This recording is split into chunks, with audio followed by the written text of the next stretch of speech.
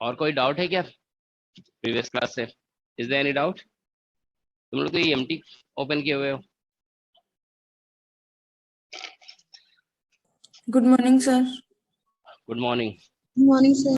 Good morning. Good morning. Good morning, sir. Good morning.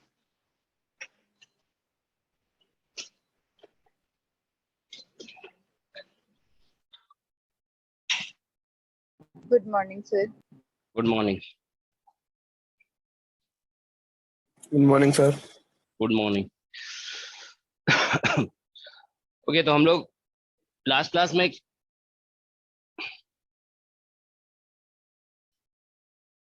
Thermodynamics में हम लोग ideal gas as a thermodynamic system discuss किए थे, है ना? लास्ट तो यही टॉपिक था ना? ठीक है। आइडियल गैस एज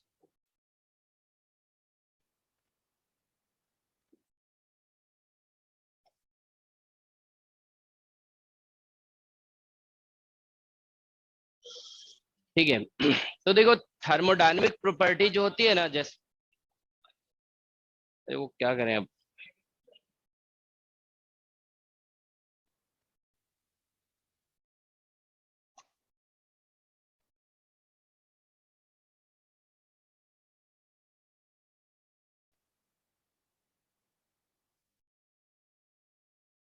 इन लोगों ने पता नहीं क्या कर दिया ये।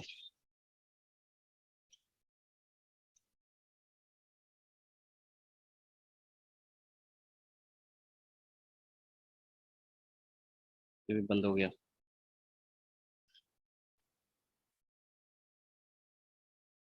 एक मिनट।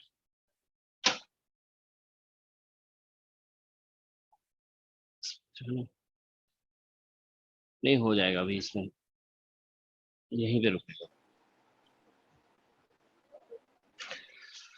ठीक है, तो देखो क्या होता है कि अगर हम लोग एग्जाम के पेपर क्वेश्चंस आप लोग देखोगे ना, तो आइडियल गैस से रिलेटेड ही मोस्टली क्वेश्चन पूछे जाते हैं एग्जाम में।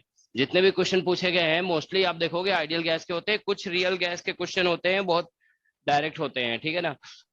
तो इसीलिए आइडियल गैस पे हमें थोड़ा टाइम स्पेंड करना पड़ेगा, ठीक है ना? मतलब मोस्टली जो क्वेश्चंस हम लोग डिस्कस करेंगे वो आइडियल गैस का ही डिस्कस करेंगे।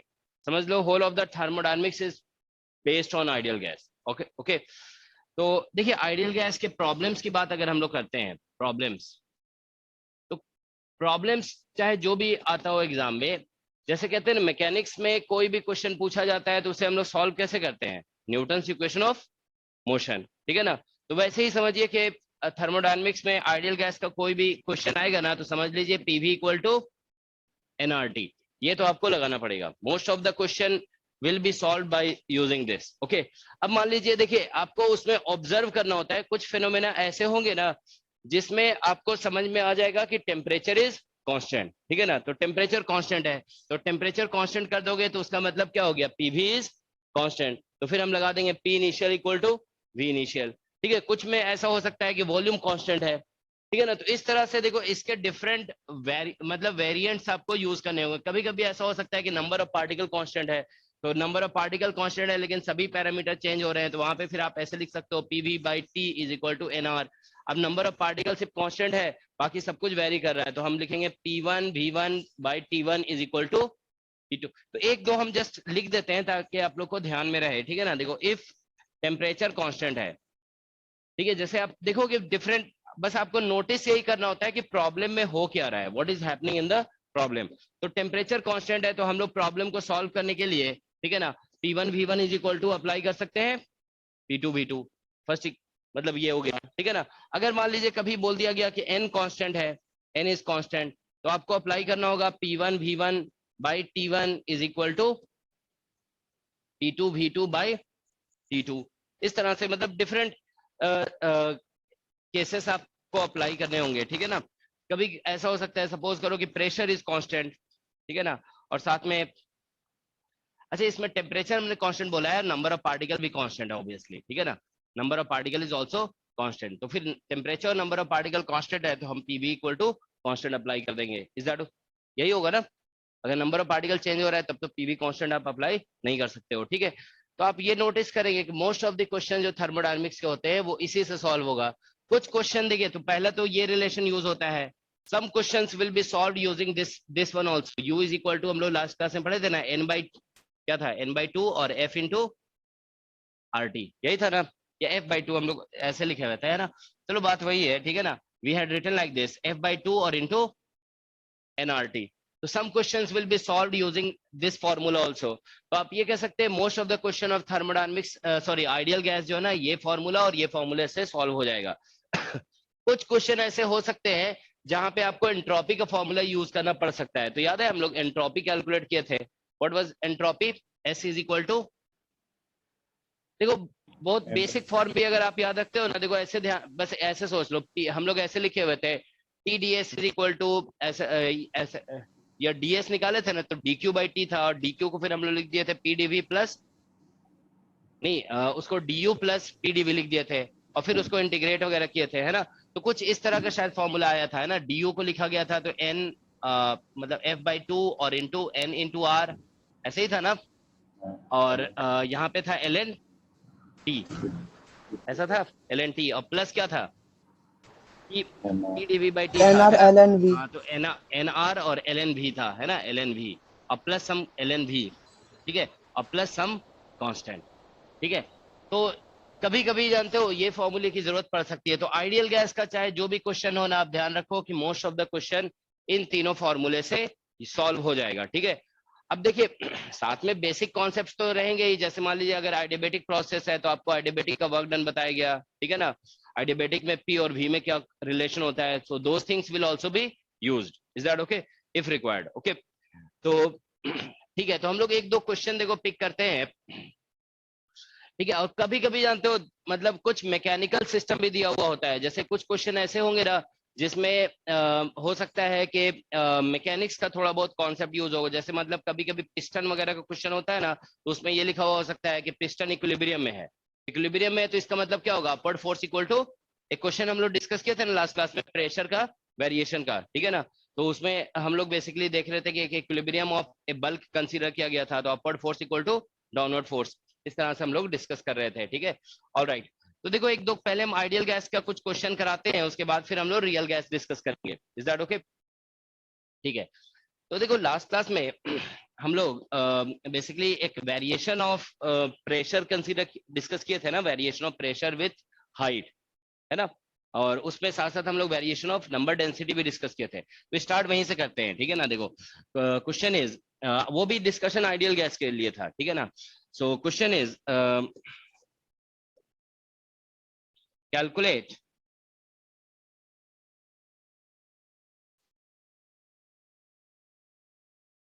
Average height of A gas molecule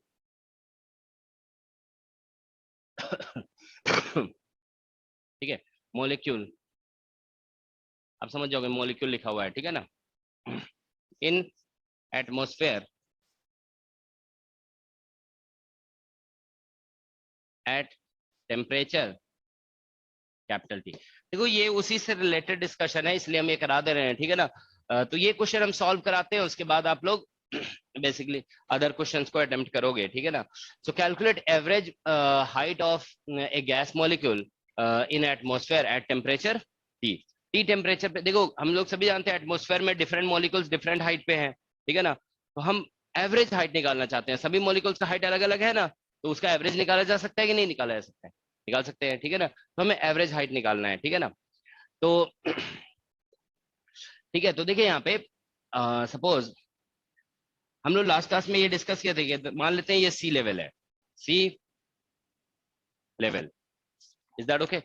अब देखिए यहाँ पे प्रेशर का वेरिएशन हो रहा है, ठीक है। तो हम लोग जैसे डिस्कस किए थे कि अगर सपोज करो एच हाइट है, तो एच हाइट पे कुछ प्रेशर का हम लोग या जेड हाइट पे निकाले थे, है ना, कुछ जेड हाइट पे, जेड हाइट पे प्रेशर का वेरिएशन। तो यहाँ पे देखो प्रेशर अगर पी नॉट है, तो यहाँ या नंबर डेंसिटी से चेक कर लेते हैं, सपोज करो यहाँ पे number density n not v है, तो यहाँ पे नंबर डेंसिटी एन वी था, ठीक है।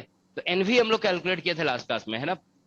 देखो जरा क्या था फॉर्मूला, कुछ ऐसा था, n not v N naught e to the power और e minus power minus mgz upon kbt. mg z upon k t, है ना, kbt.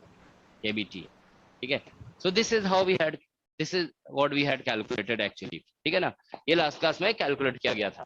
ओके, तो अब देखिए आपके पास ये फॉर्मूला है और आपको एवरेज, आप समझ रहे हो ना, डिफरेंट मॉलिक्यूल्स का हाइट डिफरेंट है, ठीक है ना, कुछ मॉलिक्यूल यहाँ पे होगा, कुछ मॉलिक्यूल यहाँ पे होगा, कुछ यहाँ पे होगा, कुछ यहाँ पे, इस तरह से सभी मॉलिक्यूल्स का अलग अलग हाइट है, ठीक है ना। तो हमें बताना है इसमें कि क्या बोलते हैं, एवरेज हाइट कितनी होगी।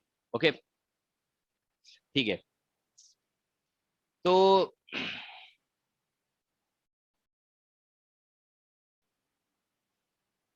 बता सकते हो कोई कैसे निकलेगा, how you will calculate average?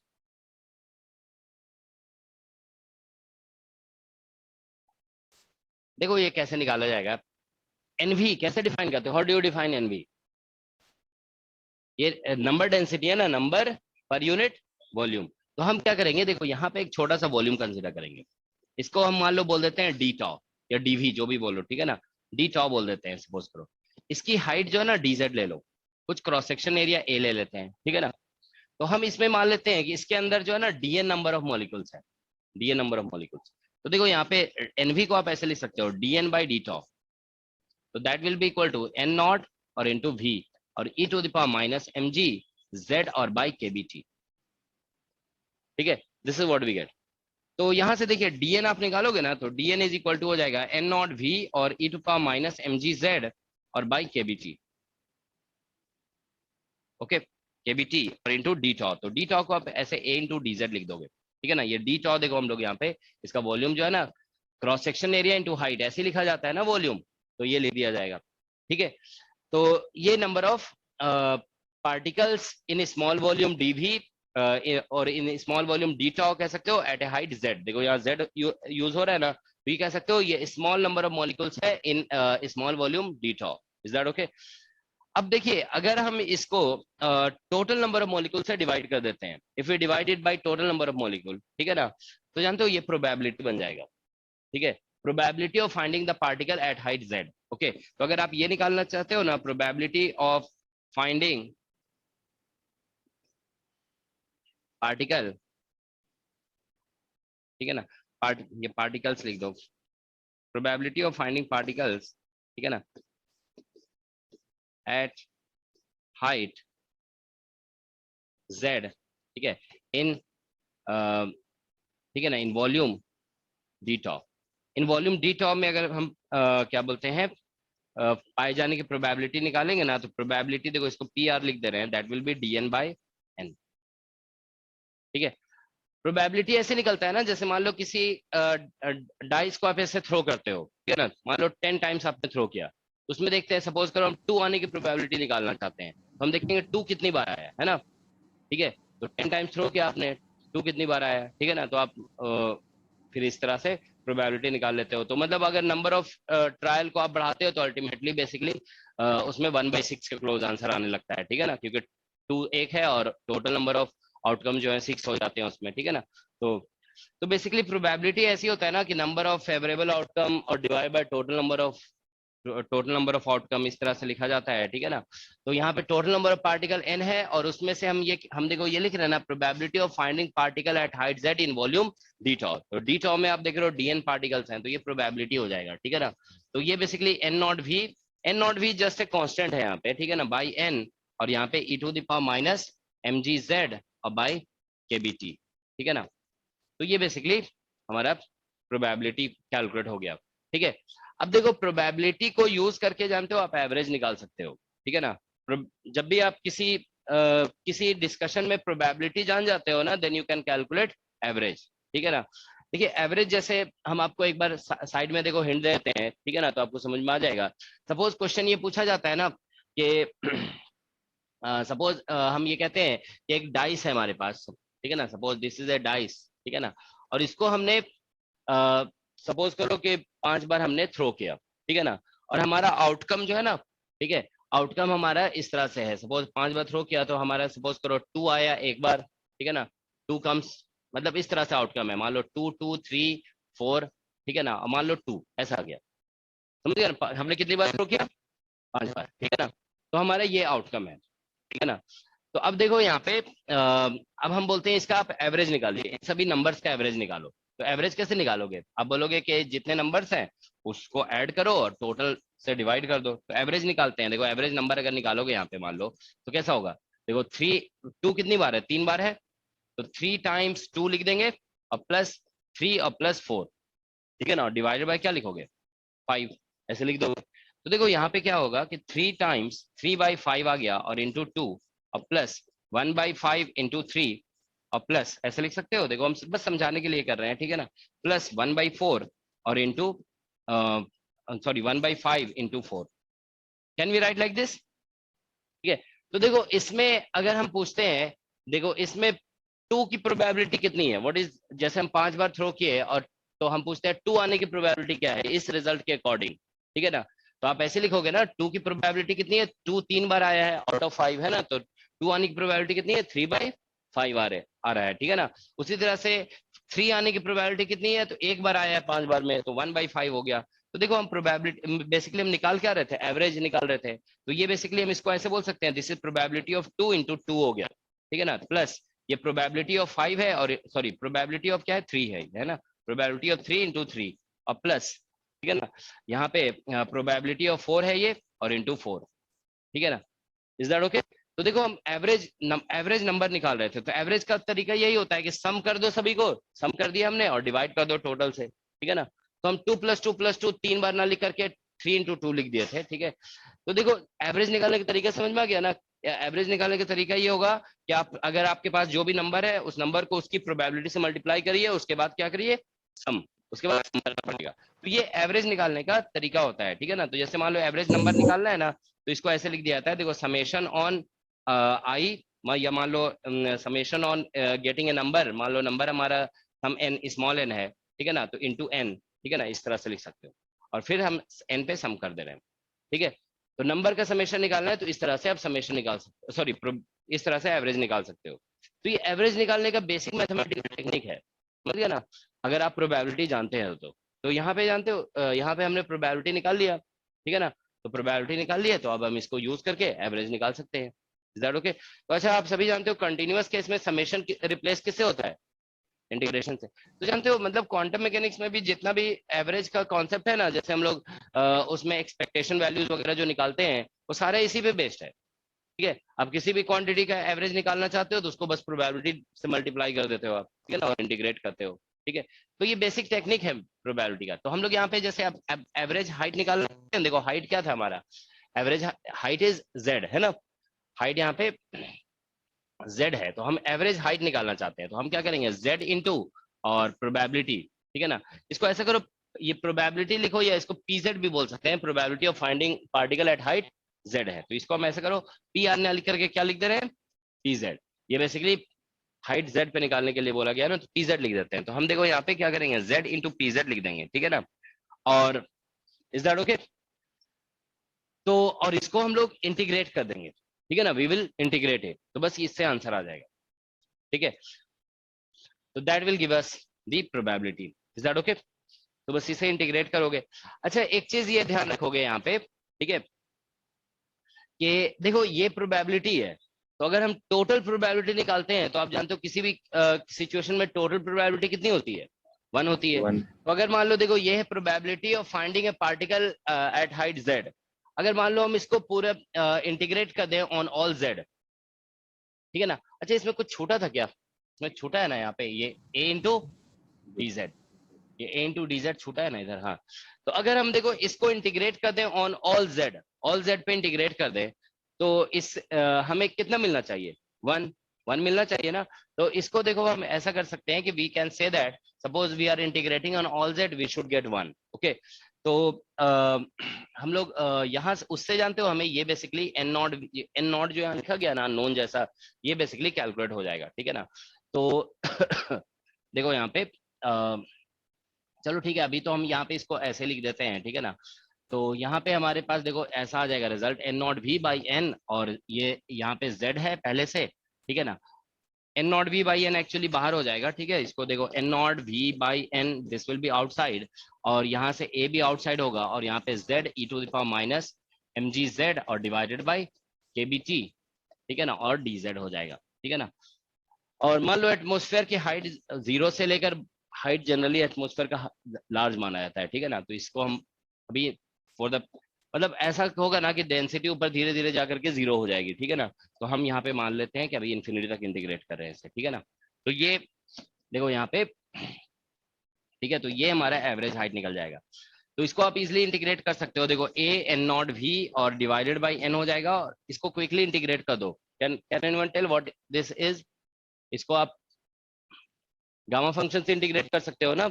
इतना this is equal to t substitute कर दो, ठीक है ना। तो यहाँ से आ जाएगा के बी टी, ठीक है ना। इसको इतना को सब्स्टिट्यूट करो, टी देखो के, सॉरी क्या कितना लिखा हुआ है, एम जी जेड और divided by k B T, ठीक है ना। के B t is equal to small t substitute कर दो, ठीक है ना। तो यहाँ से z इज इक्वल टू आ जाएगा k b into capital T by M g, ठीक है ना, और इंटू टी, इतना आ जाएगा। तो देखो यहाँ पे z में ये पुट करोगे और dz में ये पुट करोगे ना, तो वही 2 बार के बी टी यहाँ दोनों जगह पे आएगा, तो k B T by M g, ठीक है ना। यहाँ पे एम जी इसका होल स्क्वायर हो जाएगा, you will get its whole square, is that okay. और इनटू, अब यहाँ पे क्या बच जाएगा, देखो यहाँ पे t बच जाएगा और e to the power minus t और इंटू डी टी आ जाएगा, सॉरी डी टी, और ये 0 टू इंफिनिटी। तो ये आप जानते हो ना गामा फंक्शन में कितना बनता है, ये गामा 2 बनेगा, है ना, क्योंकि यहाँ पे n देखो पावर 1 है ना, तो इसको आप 2 माइनस 1 लिख सकते हो। तो गामा फंक्शन का फॉर्मूला ये होता है ना, देखो gamma n is equal to होता है t to the power n minus 1 और e to power minus t और फिर डी टी, ठीक है ना, 0 टू इंफिनिटी। तो यहाँ पे देखिए n माइनस 1 होता है ना, तो यहाँ पे गामा n बनता है, ठीक है ना। तो ये गामा 2 बन जाएगा। तो यहाँ से देखो a n नॉट इंटू वी, एन नॉट वी है ये, इंटू वी नहीं है, ध्यान रखोगे, एन नॉट वी ऐसे लिखा हुआ था, और बाई एन, और ये हो गया के बी टी और बाई एम जी, ठीक है, इसका होल स्क्वायर, और ये बेसिकली हमारा गामा 2 बन गया। और गामा 2 आप सभी जानते होंगे कि इंटीजर होने पे गामा एन जो है ना वो फैक्टोरियल n माइनस 1 होता है, इतना ही होता है ना। तो ये फैक्टोरियल 1 हो जाएगा, तो दैट इज 1 एक्चुअली, ठीक है ना। तो यहाँ से देखो z average is equal to आ जाएगा a n नॉट और into v, sorry a n not v ये साथ ही में लिखा हुआ है, ठीक है ना, और बाई n, ठीक है ना ठीक है, और ये into k b t by M g का होल स्क्वायर, ठीक है, और इंटू 1 आ गया। तो इसको चलो अभी इक्वेशन 1 कर देते हैं, ठीक है ना। देखो इसका रिजल्ट इंपॉर्टेंट है, इसलिए हम लोग डिस्कस कर ले रहे हैं, ठीक है ना। ऑल राइट, तो अब आप देखिए यहाँ से हमारा ये एवरेज हाइट निकल गया है, लेकिन ये हमारे लिए एक अननोन जैसा है ना, तो इसको कैलकुलेट करेंगे, इसको बोलते हैं नॉर्मलाइजेशन कंडीशन। तो अभी हम कह रहे थे ना कि टोटल प्रोबेबिलिटी निकालोगे तो that should be equal to 1। तो ये जो हमारा फॉर्मूला है ना, देखो हम लोग यहाँ पे टोटल प्रोबेबिलिटी शुड बी 1, हम लोग ये लिख देंगे। यहाँ से देखो 1 इक्वल टू, हम लोग यहाँ पे देखो ये जो प्रोबेबिलिटी का फॉर्मूला है ना हमारे पास, इसको हम इंटीग्रेट कर दे रहे हैं ऑल n पे, सॉरी ऑल z पे। तो देखो यहाँ पे n नॉट और इंटू v, ठीक है, और a इसमें ही बाहर आ जाएगा, बाई n है, और ये e to the power minus m g z upon k B t, किसी कोई डाउट होगा तो पूछ लोगे, ठीक है ना, और इंटू डी जेड और 0 टू इंफिनिटी, ठीक है। देखो यहाँ पे इधर से हमने 1 कर दिया इसको, ठीक है ना, ये प्रोबेबिलिटी है ना, इसको इंटीग्रेट कर दिए, ये a बाहर हो गया, ठीक है ना, इसको इंटीग्रेट कर रहे हैं।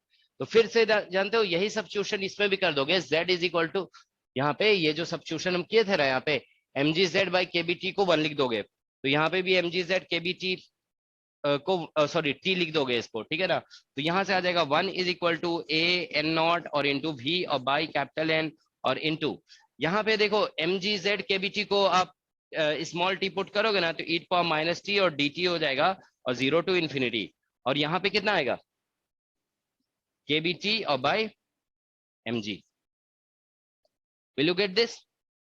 यहाँ पे बस ये सब्स्टिट्यूट कर रहे हो ना, देखो एम जी जेड और बाई के बी टी, ठीक है ना, के B t is equal to क्या सब्स्टिट्यूट करो, स्मॉल टी। तो यहाँ से देखो z निकालोगे ना, तो z के बी टी और बाई एम जी आ जाएगा, तो वो z यहाँ सब्स्टिट्यूट करेंगे ना के B T by M G, तो एक K B T by M G बाहर आ जाएगा। अब ये कितना बनेगा, व्हाट इज दिस? अभी प्रीवियस फॉर्मूले के अकॉर्डिंग देखो यहाँ पे t नहीं लिखा हुआ है, तो t का ऐसे t का पावर आप लिख सकते हो 1 माइनस 1, तो n माइनस 1 की जगह 1 माइनस 1, तो गामा 1 बन रहा है ये, ठीक है ना। तो देखो a n नॉट और इंटू n नॉट v और डिवाइडेड बाई n, और यहाँ पे आ जाएगा के बी टी और बाई एम जी, ठीक है ना, और इनटू ये गामा 1 हो जाएगा। तो gamma 1 is basically factorial 0 which is 1, ठीक ठीक है।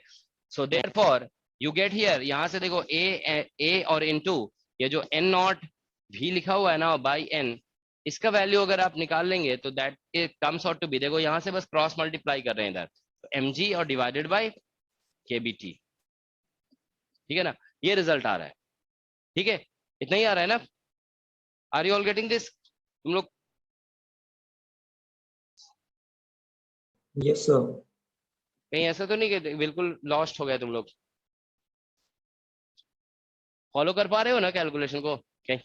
हाँ, नहीं समझ में आएगा तो पूछ लिया करो, ठीक है? ऐसा नहीं कि हम लिखते जा रहे हैं तुम लोग सोचते जा रहे हो क्या चल रहा है। हाँ, समझ में आ रहा है सभी को? बेसिक कैलकुलेशन है, ठीक है। अब देखिए हम क्या करने वाले हैं, इसको पुट करो, इसको पुट कर देते हैं इक्वेशन 1 में, पुट इनटू 1, 1 में पुट करते हैं, ठीक है ना। तो 1 में देखो यहाँ पे ये वाला 1 कहाँ था, इधर था, है ना, ये देखो ये a n not v by n, ये पूरा निकाल लिया हमने, a n not v by n, m g by k B T. देखो यहाँ पे m g by k B T put करोगे और यहाँ पे क्या था, k B T by M g. कितना कितना आंसर आया? तो z average is equal to कितना आंसर आ गया, k B T by M g, ये इसका आंसर हो गया। ठीक है, क्वेश्चन जानते हो नेट एग्जाम में पूछा गया था एक बार, this was asked in NET exam. ठीक है, एटमॉस्फेयर में एवरेज मॉलिक्यूल का हाइट, मॉलिक्यूल का एवरेज हाइट निकालिए। ठीक है ठीक है,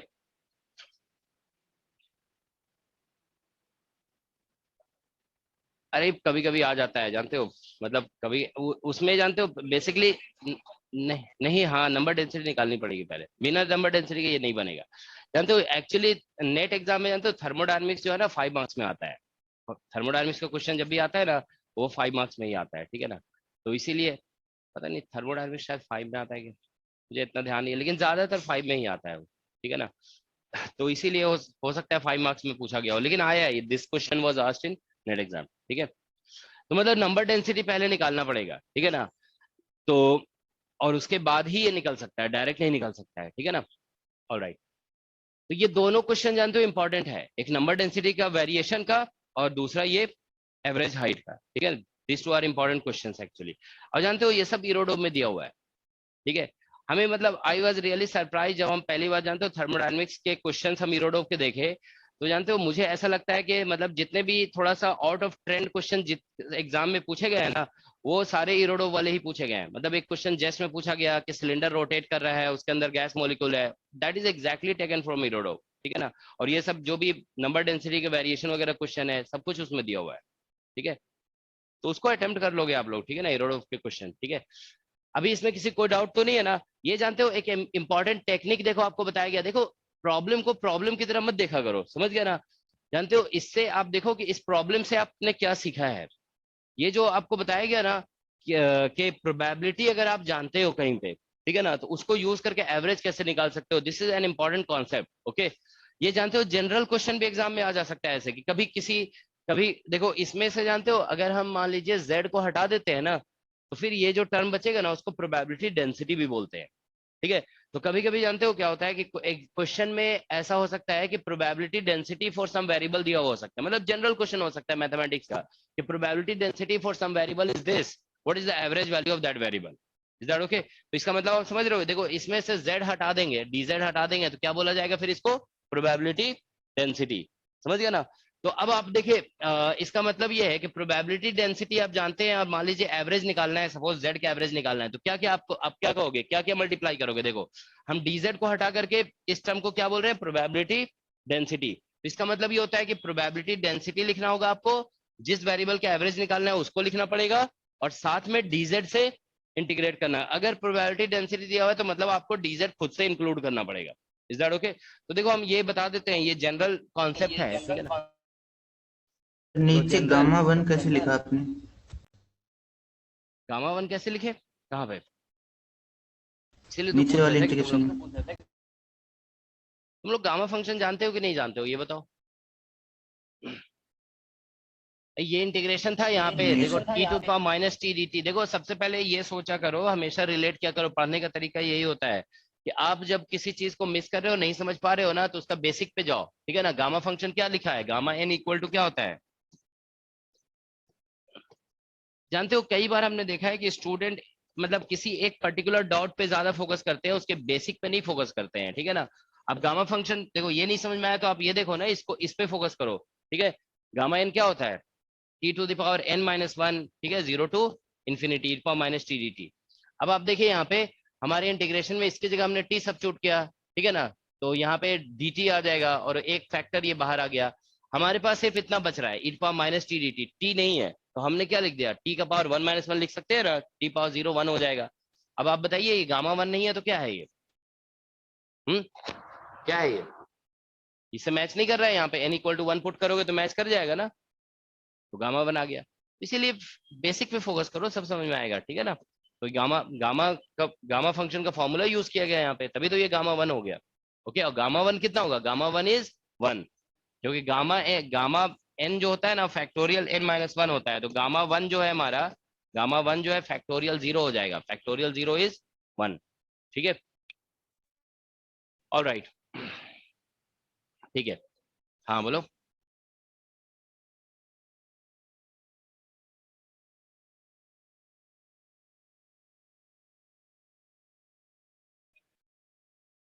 नहीं, एनवी तो निकल गया, अब एनवी को इंटीग्रेट करोगे ना, एनवी को इंटीग्रेट करोगे तो क्या मिलेगा, एनवी को तो जेड के टर्म में तो निकाल ही लिया है हम लोगों ने, क्या किया, जेड के टर्म में ही तो निकाला गया।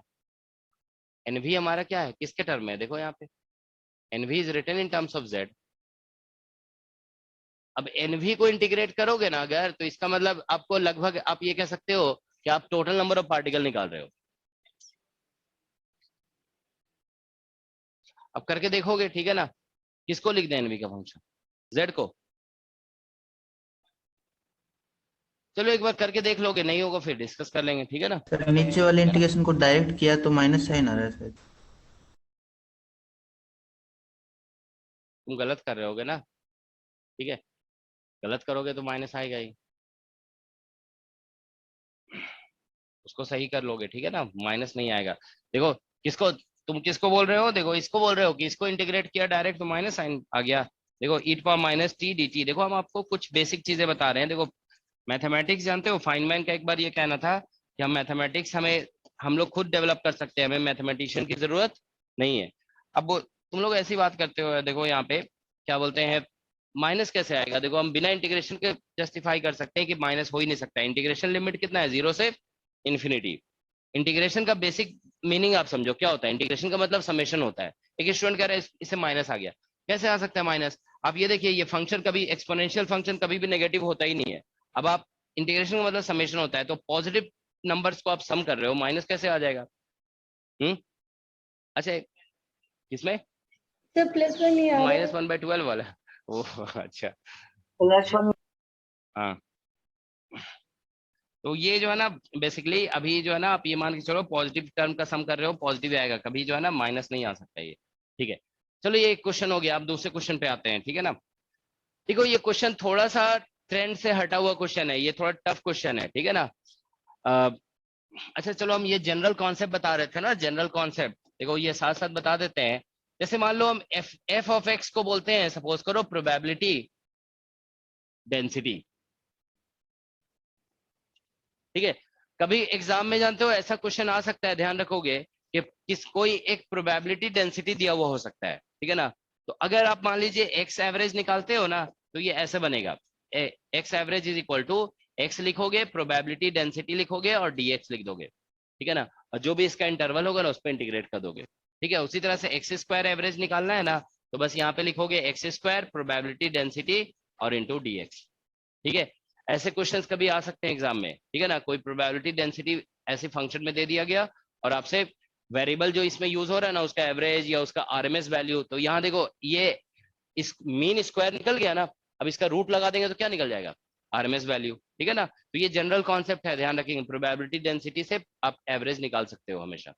अब प्रोबेबिलिटी डेंसिटी कैसे बनता है समझ रहे हो ना, प्रोबेबिलिटी का जो फॉर्मूला है ना उसमें से dx को हटा देने से बन जाता है प्रोबेबिलिटी डेंसिटी। मतलब इन दोनों को मिला करके, हम इन दोनों को मिला करके क्या बोलेंगे, this will be called probability, ये प्रोबेबिलिटी है। तो मतलब वही कॉन्सेप्ट हुआ, अभी हम बता रहे थे प्रोबेबिलिटी इनटू नंबर का इंटीग्रेशन जब करते हैं तो हमें मिलता है एवरेज, इज दैट ओके। तो ये जनरल कॉन्सेप्ट है, ध्यान रखेंगे, ठीक है ना। ऑलराइट, अब हम लोग वापस आते हैं क्वेश्चंस पे, ठीक है ना। देखो सर बैक कीजिए थोड़ा।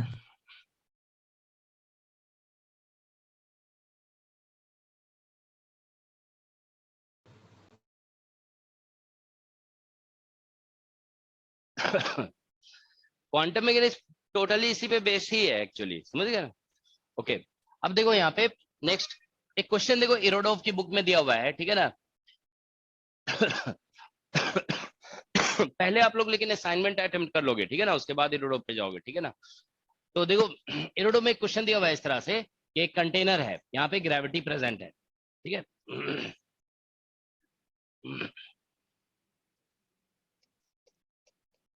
ठीक है, एक कंटेनर है, इसमें कुछ गैस फिल्ड है, ठीक है ना, मान लो आइडियल गैस है,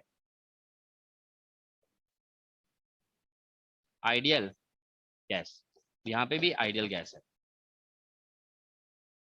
ठीक है। और यहाँ पे टेम्परेचर T है और यहाँ पे टेम्परेचर T है, ठीक है ना।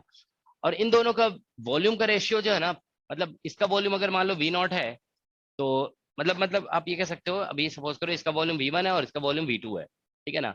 तो यहाँ पे V2 बाई V1 जो है ना, ईटा दिया हुआ है, दैट इज ईटा, ठीक है ना। सो क्वेश्चन इज, अभी दोनों का टेम्परेचर T0 है, temperature is how much, T0, ठीक है ना। अब ऑलराइट, अच्छा ये बताइए, ये जो वॉल है यहाँ पे, ये कैसा होगा, इंसुलेटिंग है या नॉन इंसुलेटिंग, मतलब कंडक्टिंग होगा या इंसुलेटिंग होगा। देख के समझ में आ रहा है क्या होना चाहिए, कंडक्टिंग होना चाहिए या इंसुलेटिंग होना चाहिए। Conducting sir. देखो इसमें हाँ, मतलब दोनों का टेम्परेचर सेम है ना, तो आप कंडक्टिंग भी बोल सकते हो, ठीक है ना, कि कैसा है, कंडक्टिंग भी हो सकता है। क्योंकि देखिए ऐसा कह सकते हैं कि मान लो ये कंडक्टिंग है, तो ये एटमॉस्फेयर के साथ इक्विलिब्रियम में आ गया, तो टेम्परेचर इसका T0 हो गया, ठीक है ना। अब जो है ये भी एटमॉस्फेयर के साथ इक्विलिब्रियम में आ गया, तो टेम्परेचर T0 है। लेकिन चलो अभी हम फॉर द टाइम बिंग इसको बोल देते हैं कि ये इंसुलेटिंग है। मतलब दोनों पॉसिबिलिटी है, ऐसे देख करके आप नहीं बता सकते हो अभी यहाँ पे कि ये कंडक्टिंग है या इंसुलेटिंग है, ठीक है ना। ये और मतलब हम इसमें कह देते हैं कि ऑल वॉल्स, ठीक है, ऑल वॉल्स इंसुलेटिंग है, ठीक है ना।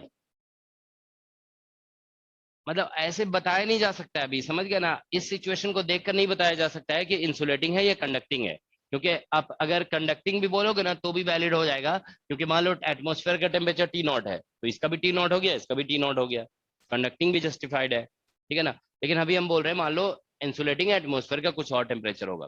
नाउ क्वेश्चन इज, ठीक है ना, at what temperature T will the value of, at what temperature T will the value of V2 by V1 become, ठीक है, become eta dash। ये क्वेश्चन है उसमें जानते हो इरोडोव में देखोगे क्वेश्चन दिया हुआ है, ठीक है ना, उसमें ऐसा दिया हुआ है कि पहले जो है ना, उसमें इस तरह से दिया हुआ है कि ये ईटा है और ईटा का वैल्यू 4 दिया हुआ है, बाद में ईटा का वैल्यू 3 हो गया है, ठीक है ना। मतलब ये जो है ना, ईटा डैश का वैल्यू मतलब बाद में बताया गया कि 3 हो गया, लेकिन आंसर उसमें ईटा के टर्म में भी दिया हुआ है, ये 3 है और पहले ये था 4, ठीक है ना, ऐसा कुछ। हाँ पिस्टन मूवेबल है, पिस्टन इज मूवेबल।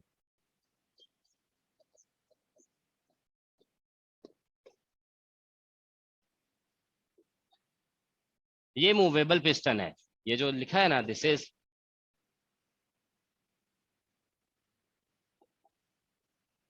ठीक है, दिस इज मूवेबल पिस्टन।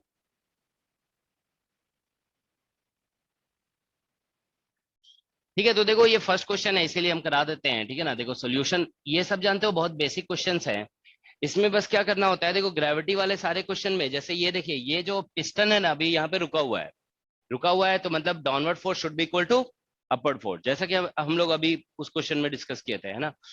तो downward force equal to upward force कर दो, तो यहाँ पे देखिए मान लेते हैं कि अभी देखो वॉल्यूम तो अलग अलग है ना, तो प्रेशर भी अलग अलग होगा। यहाँ पे प्रेशर मान लो P1 है और यहाँ पे प्रेशर P2 है, टेम्परेचर दोनों साइड सेम दिया हुआ है, ठीक है ना। तो अब देखिए हम लोग क्या करेंगे, यहाँ पे इसका पिस्टन का कुछ वेट होगा, ऐसा ऐसा लगेगा पहले सिचुएशन में। देखो नीचे से प्रेशर लग रहा है P1 इंटू एरिया, और ऊपर से लगेगा P2 इंटू एरिया, ठीक है ना, और नीचे ऐसे लग जाएगा mg, ठीक है। तो यहाँ पे हम लोग upward force equal to downward force कर देंगे, ठीक है ना। तो अपवर्ड फोर्स है देखो P1 इंटू एरिया और is equal to downward force हो जाएगा P2 इंटू एरिया और प्लस mg।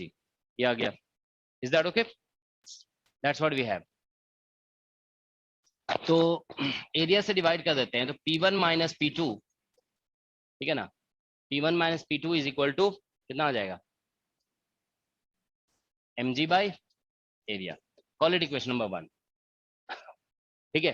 तो ये सिचुएशन है, ऑलराइट। अब देखिए यहाँ पे बाद में लेटर ऑन बाद में हम ऐसा कर सकते हैं कि देखो यहाँ पे टेम्परेचर T मतलब बोला गया ना, एट व्हाट टेम्परेचर, ये जो रेशियो है वो बेसिकली कितना हो जा रहा है, this ratio becomes eta dash. तो मतलब अब ये मूव कर जाएगा ना, तो वॉल्यूम चेंज होगा तो प्रेशर भी चेंज होगा। तो लेटर ऑन हम ऐसे लिख सकते हैं P1 dash minus P2 dash is equal to बनेगा mg बाई ए, ठीक है ना। ये हमारा सेकंड इक्वेशन ऐसे ही होगा ना। पहले जो सिचुएशन है, बाद में हम ऐसा कह सकते हैं ये मूव कर गया है, ठीक है ना। तो अब देखो इन दोनों को हम इक्वेट कर देंगे, ठीक है ना। तो देखो P1 minus P2 is equal to, ठीक है, here we will get P1 dash minus P2 dash, alright. क्योंकि देखो जिस तरह से अभी स्टार्टिंग में सिचुएशन है, बाद में हम कुछ बोल देंगे कि टेम्परेचर T हो गया, ठीक है ना। इसमें बोला गया ना at what temperature T will the value of V2 by V1 become eater. At temperature बताना है कि कितने टेम्परेचर पे वैल्यू जो है ना, ये वैल्यू हमारा ईटा डैश हो जाएगा, ठीक है ना। तो ये अब देखिए ये जो रिलेशन निकला है वो प्रेशर के टर्म में है। अब हमें इसको कन्वर्ट करना है टेम्परेचर में, we have to convert this in terms of temperature, ठीक है ना। तो देखो क्या होगा यहाँ पे, आइडियल गैस बोला गया ना, तो हम आइडियल गैस इक्वेशन यूज कर सकते हैं, ठीक है। तो यहाँ पे देखो क्या होगा कि इसमें टेम्परेचर चेंज हो रहा है, प्रेशर चेंज हो रहा है, वॉल्यूम भी चेंज हो रहा है, ठीक है ना। तो यहाँ पे अगर आप देखिए लेकिन गैस इधर से इधर लीक नहीं कर रहा है, तो इसमें कांस्टेंट क्वांटिटी क्या है, नंबर ऑफ पार्टिकल्स, है ना। तो इसमें ऐसा होगा कि हम इसमें इसका जो N2 है और इसका जो N1 है वो बेसिकली कांस्टेंट है, ठीक है ना। तो आप ये कह सकते हो कि हियर N इज कांस्टेंट, ठीक है, on each side of piston के दोनों side, on each side of piston, ठीक है, ठीक है। So here n is constant on each side of piston, ठीक है ना। तो इसलिए n is equal to हम लोग बेसिकली यहाँ पे ऐसे लिख सकते हैं, n is equal to formula ही आता है ना PV बाई RT, ठीक है ना। तो n अगर यहाँ पर टेम्परेचर भी तो कांस्टेंट है ना, टेम्परेचर ही तो चेंज किया जा रहा है ना। स्टार्टिंग में टेम्परेचर कितना है, T नॉट है। अब बोला जा रहा है क्वेश्चन में at what temperature T will the value of V2 by V1 become eta dash, मतलब ये रेशियो, ठीक है ना। तो टेम्परेचर कांस्टेंट कैसे हुआ, टेम्परेचर ही तो निकालने के लिए बोला गया ना, ठीक है। तो ये सिचुएशन होगा, देखो here n is constant on each side of piston, ठीक है ना। तो हम ऐसे लिख सकते हैं देखो यहाँ पे कि ये जो है ना बेसिकली PV और बाय, ठीक है ना, PV बाई T, क्योंकि इज इक्वल टू NR आ जाएगा, n कांस्टेंट है, R कांस्टेंट है, तो ये बेसिकली हमारा कांस्टेंट हो जाएगा, ठीक है ना। तो हम प्रेशर की जगह पे देखो P इज इक्वल टू हम ऐसे लिख सकते हैं some constant,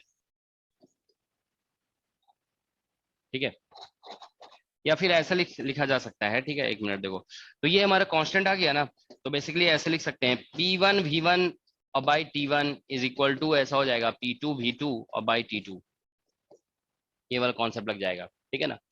so this we can apply, is that okay? क्या कह रहे हो? हाँ मतलब बाद में चेंज कर देंगे, मतलब जैसे सही कह रहे हो तुम, ठीक है ना। तो मतलब सिंबॉलिकली ऐसे कर सकते हो कि मान लो हम साइड 1 के लिए अप्लाई कर रहे हैं, तो यहाँ पे टेम्परेचर स्टार्टिंग में कितना था T नॉट, बाद में टेम्परेचर कितना हो गया, तो अब यहाँ पे P1 प्राइम्ड और यहाँ पे V1 प्राइम्ड ऐसे लिख दोगे, ठीक है ना, ठीक है। तो अगर साइड 1 के लिए हम इधर इसके लिए लिखते हैं ना, तो P1 V1 by temperature T not था, बाद में P1 की जगह P1 प्राइम्ड आ जाएगा, V1 की जगह V1 प्राइम्ड और टेम्परेचर की जगह इतना आ जाएगा, ठीक है ना। तो इस तरह से हम लोग लिख सकते हैं, ठीक है ना, we can write like this, ठीक है। तो यहाँ से आ जाएगा, देखो P1 primed is equal to, अगर हम P1 प्राइम निकालना चाहते हैं तो P1 V1 हो जाएगा, ठीक है, और इज दैट ओके, और by V1 primed. Sir volume तो कांस्टेंट ही रहेगी। वो टी नोट कहाँ गया? ये अभी टी नॉट भी लिख दे रहे हैं, ठीक है ना, टी और टी नॉट सभी कुछ आएगा ना, ठीक है ना। तो यहाँ पे देखो क्या आ रहा है कि हमारा सर P1 V1, वॉल्यूम तो सेम रहेगी ना? तुम लोग क्वेश्चन समझ नहीं रहे हो क्या? हाँ, तुम लोग पहले क्वेश्चन को समझो ध्यान से, फिर कुछ भी बोलते जा रहे हो। देखो क्वेश्चन पहले समझो ध्यान से, देखो क्वेश्चन क्या है। एक मिनट, हम ऐसा करते हैं ना, क्वेश्चन शेयर करके देते हैं, तुम लोग को बहुत कंफ्यूजन हो रहा है।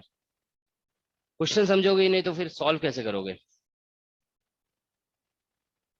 एक मिनट है, ये जानते हो इन लोग को बहुत कंफ्यूजन हो रहा है, क्वेश्चन ही समझ में नहीं आया लग रहा है।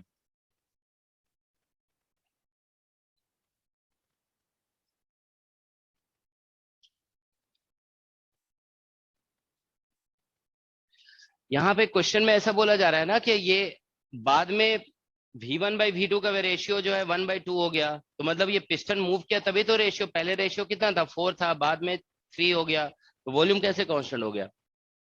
चलो एक बार हम क्वेश्चन शेयर कर देते हैं पहले, ठीक है ना, उसके बाद सॉल्व कराते हैं।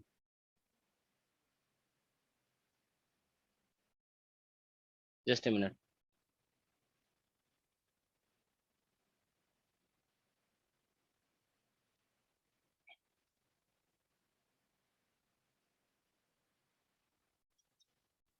आंसर आया?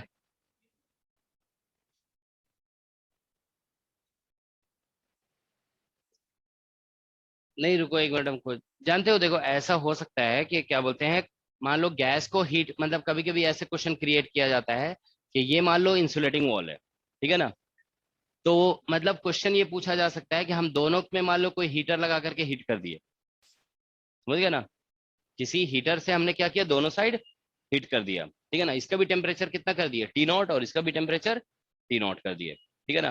तो मतलब सॉरी, T0 था, बाद में मान लो इसमें भी हीटर ले गए और इसमें भी हीटर ले गए, ठीक है ना, इसको भी हीट कर दिए, इसका टेम्परेचर भी T कर दिए और इसका भी टेम्परेचर क्या कर दिए, T। ऐसा क्वेश्चन क्रिएट किया जा सकता है, ठीक है ना। अभी नहीं तो देखो, वही हम कह रहे हैं कि क्वेश्चन ही तो ऐसा पूछा गया ना कि वो यूनिक टेम्परेचर कौन सा होगा जिसमें ये रेशियो ये इतना ऐसा होगा, ठीक है ना, क्वेश्चन ऐसे बोला गया है, ठीक है। अभी देखो एक एग्जैक्ट क्वेश्चन हम पढ़ के सुना देते हैं, ठीक है ना, तो तुम लोग को समझ में आ जाएगा, ठीक है ना।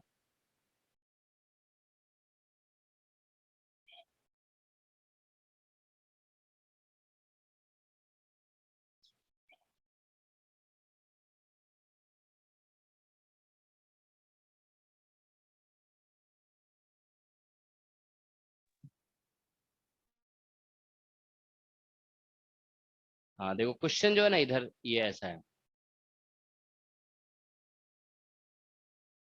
क्वेश्चन देखिए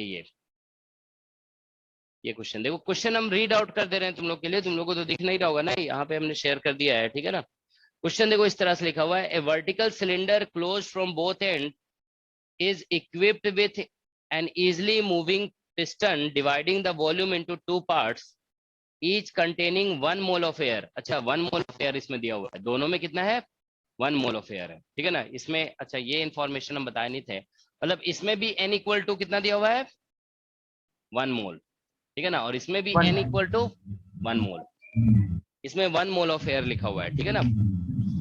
okay, each part containing, just a minute, containing 1 mole of air in equilibrium at T not equal to 300 Kelvin, the volume of upper part is 4 times greater than that of lower part। देखो eta लिखा हुआ है ना 4 times।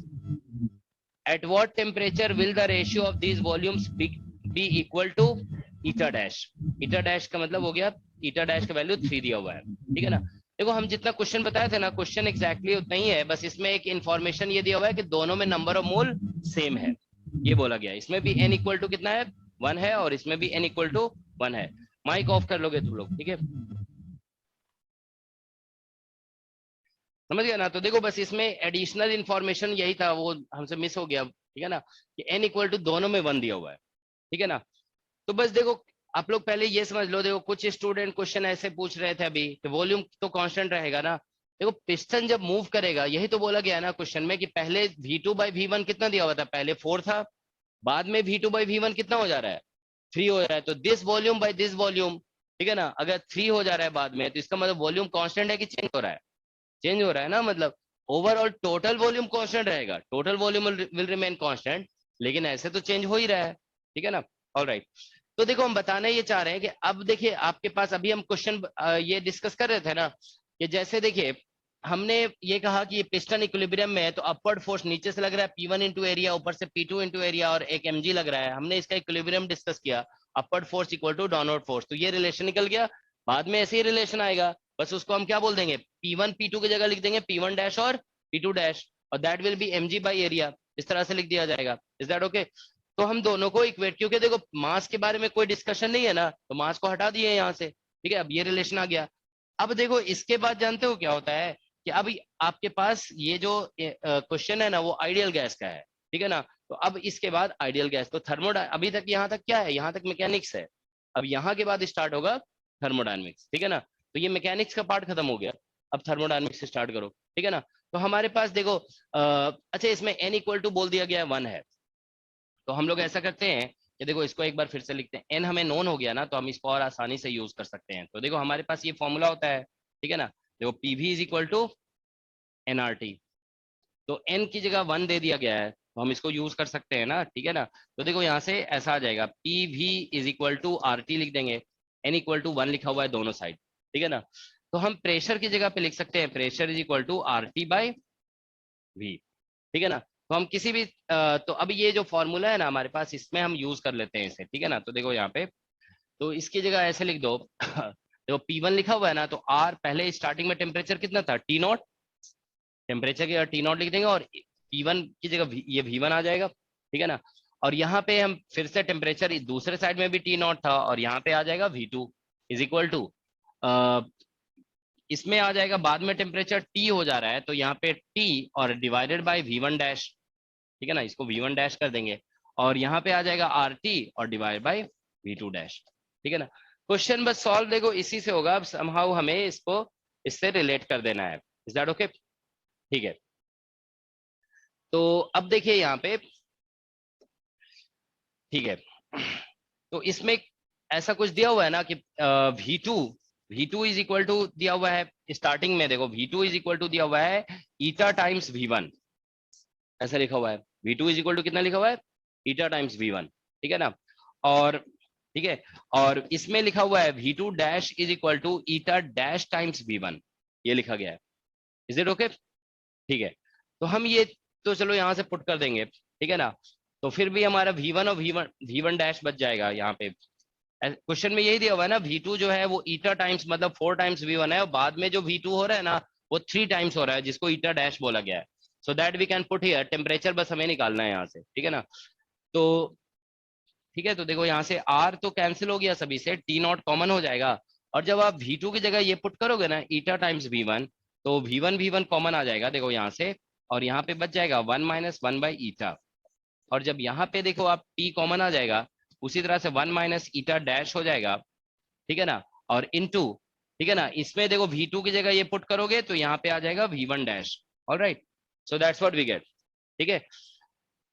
तो अब आप देखिए यहाँ से ये आ गया, तो T निकालना था ना हमें, तो T बस यहाँ से निकल जा रहा है, ठीक है ना। T इक्वल टू कितना आ गया, देखो V1 डैश, अब बाय ये क्रॉस मल्टीप्लाई कर रहे हैं V1, और यहाँ पे आ जाएगा 1 माइनस 1 बाई ईटा, और divided by 1 minus 1 by eta dash, ये टर्म, ठीक है ना, और इनटू एक T0 बच जाएगा। तो ये, लेकिन आंसर ये फाइनल नहीं हुआ, क्योंकि V1 और V1 डैश नहीं दिया हुआ है, तो किसी तरह से इसको एलिमिनेट करना पड़ेगा। अब ये लॉजिक का क्वेश्चन बन जाता है, समझ गया ना। तो अब इसको कैसे एलिमिनेट करोगे, तो देखो यहाँ पे इसको चलो इक्वेशन 1 कर देते हैं। अब हम लोग ये कह सकते हैं, देखो यहाँ पे टोटल वॉल्यूम जो सिलेंडर का होगा, total volume will remain same, है ना। तो हम ये लगा सकते हैं यहाँ पे कि जैसे V1 plus V2 will be equal to V1 dash और प्लस V2 डैश, ऐसा हो जाएगा ना। तो फिर से हम यहाँ पे देखो V1 प्लस V2 की जगह ईटा टाइम्स V1 लिख देंगे, और प्लस ये हो गया V1 डैश, और प्लस इसे लिख दोगे कितना, ईटा डैश टाइम्स V1 डैश, यही होगा ना। टोटल वॉल्यूम ऑफ सिलेंडर तो कांस्टेंट ही रहेगा ना, ठीक है ना। यहाँ पे ये लिख दोगे total volume of cylinder remains constant. ठीक है, तो बस यहाँ पे आप देखो, यहाँ से क्या है, V1 इससे कॉमन आएगा और इससे V1, तो V1 डैश, तो यहाँ से हम निकाल लेंगे V1 डैश बाई V1, इसी का वैल्यू पुट करना था ना यहाँ पे, तो 1 प्लस ईटा और divide by 1 plus eta dash हो जाएगा। ठीक है, this is what you get. यहाँ से V1 डैश कॉमन ले लो। अच्छा, यहाँ पे इक्वल है बीच में, ठीक है ना, दिस इज इक्वल। ठीक है, तो ये रिजल्ट आ गया, बस इसको यहाँ पे पुट कर दो, तो T इक्वल टू, देखो T इक्वल टू आ जाएगा T0 और यहाँ पे 1 प्लस ईटा और divide by 1 plus eta dash और into 1 minus eta, 1 by eta और divide by 1 minus 1 by eta dash. Okay, तो ये हम लोग देखो यहाँ पे बस एलसीएम वगैरह कुछ ले लो, थोड़ा सिंप्लीफाई हो जाएगा। जैसे ईटा प्लस 1 होगा, एलसीएम लेने पे ईटा माइनस 1, तो ये बन जाएगा ईटा स्क्वायर माइनस 1 और यहाँ पे एलसीएम लोगे ना तो ईटा डैश स्क्वायर माइनस 1 हो जाएगा और यहाँ पे टेम्परेचर T0 है। ठीक है ना, देखो T इक्वल टू, और इसमें देखो क्या होगा कि एलसीएम लेने पे इससे ईटा डैश ऊपर आ जाएगा और इसका एक ईटा नीचे आ जाएगा। ठीक है, ये इसका आंसर है, फाइनल आंसर यही होगा।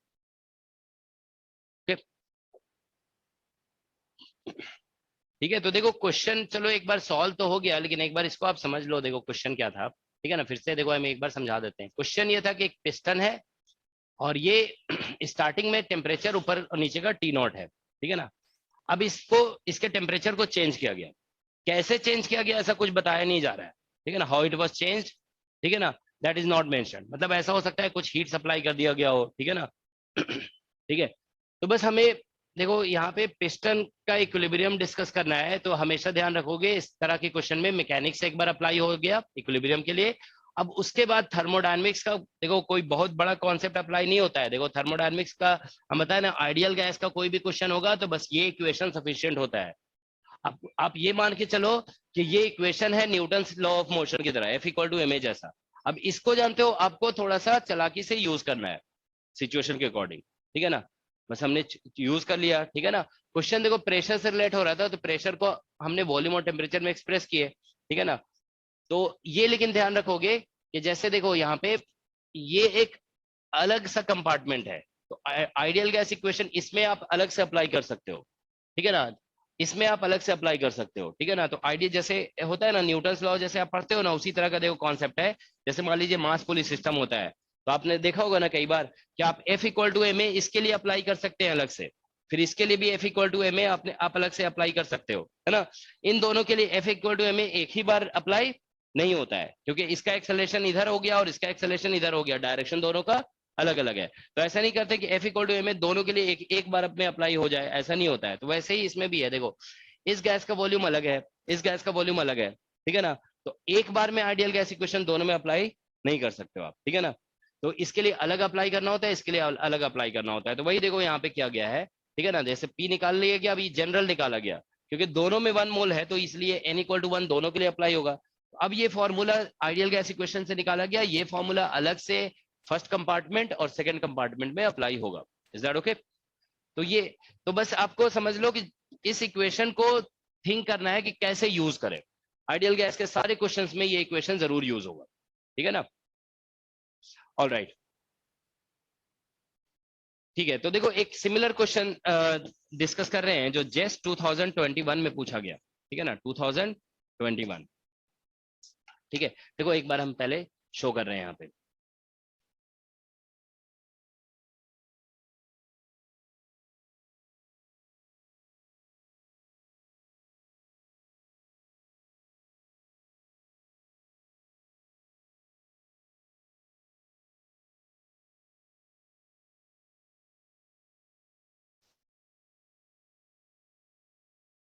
सर ऊपर वाला स्लाइड थोड़ा नीचे कर दीजिएगा।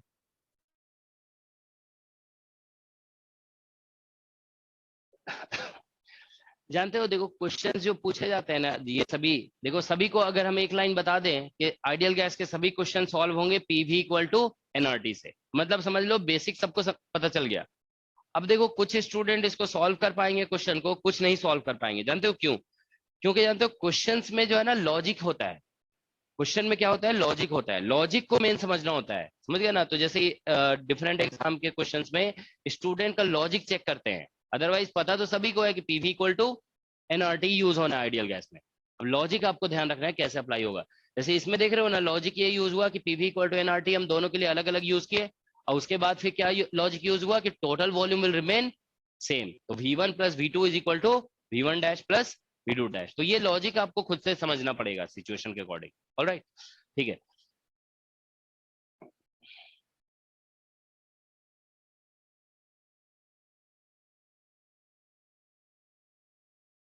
एक इसी टाइप का क्वेश्चन देखो, इस टाइप का जानते हो, मैकेनिक्स प्लस थर्मोडायनेमिक्स कह सकते हो, ये मिक्स हो रहा है ना थोड़ा थोड़ा। देखो हम क्वेश्चन दिखा रहे हैं अभी, देखो जेस्ट में पूछा गया था ये क्वेश्चन,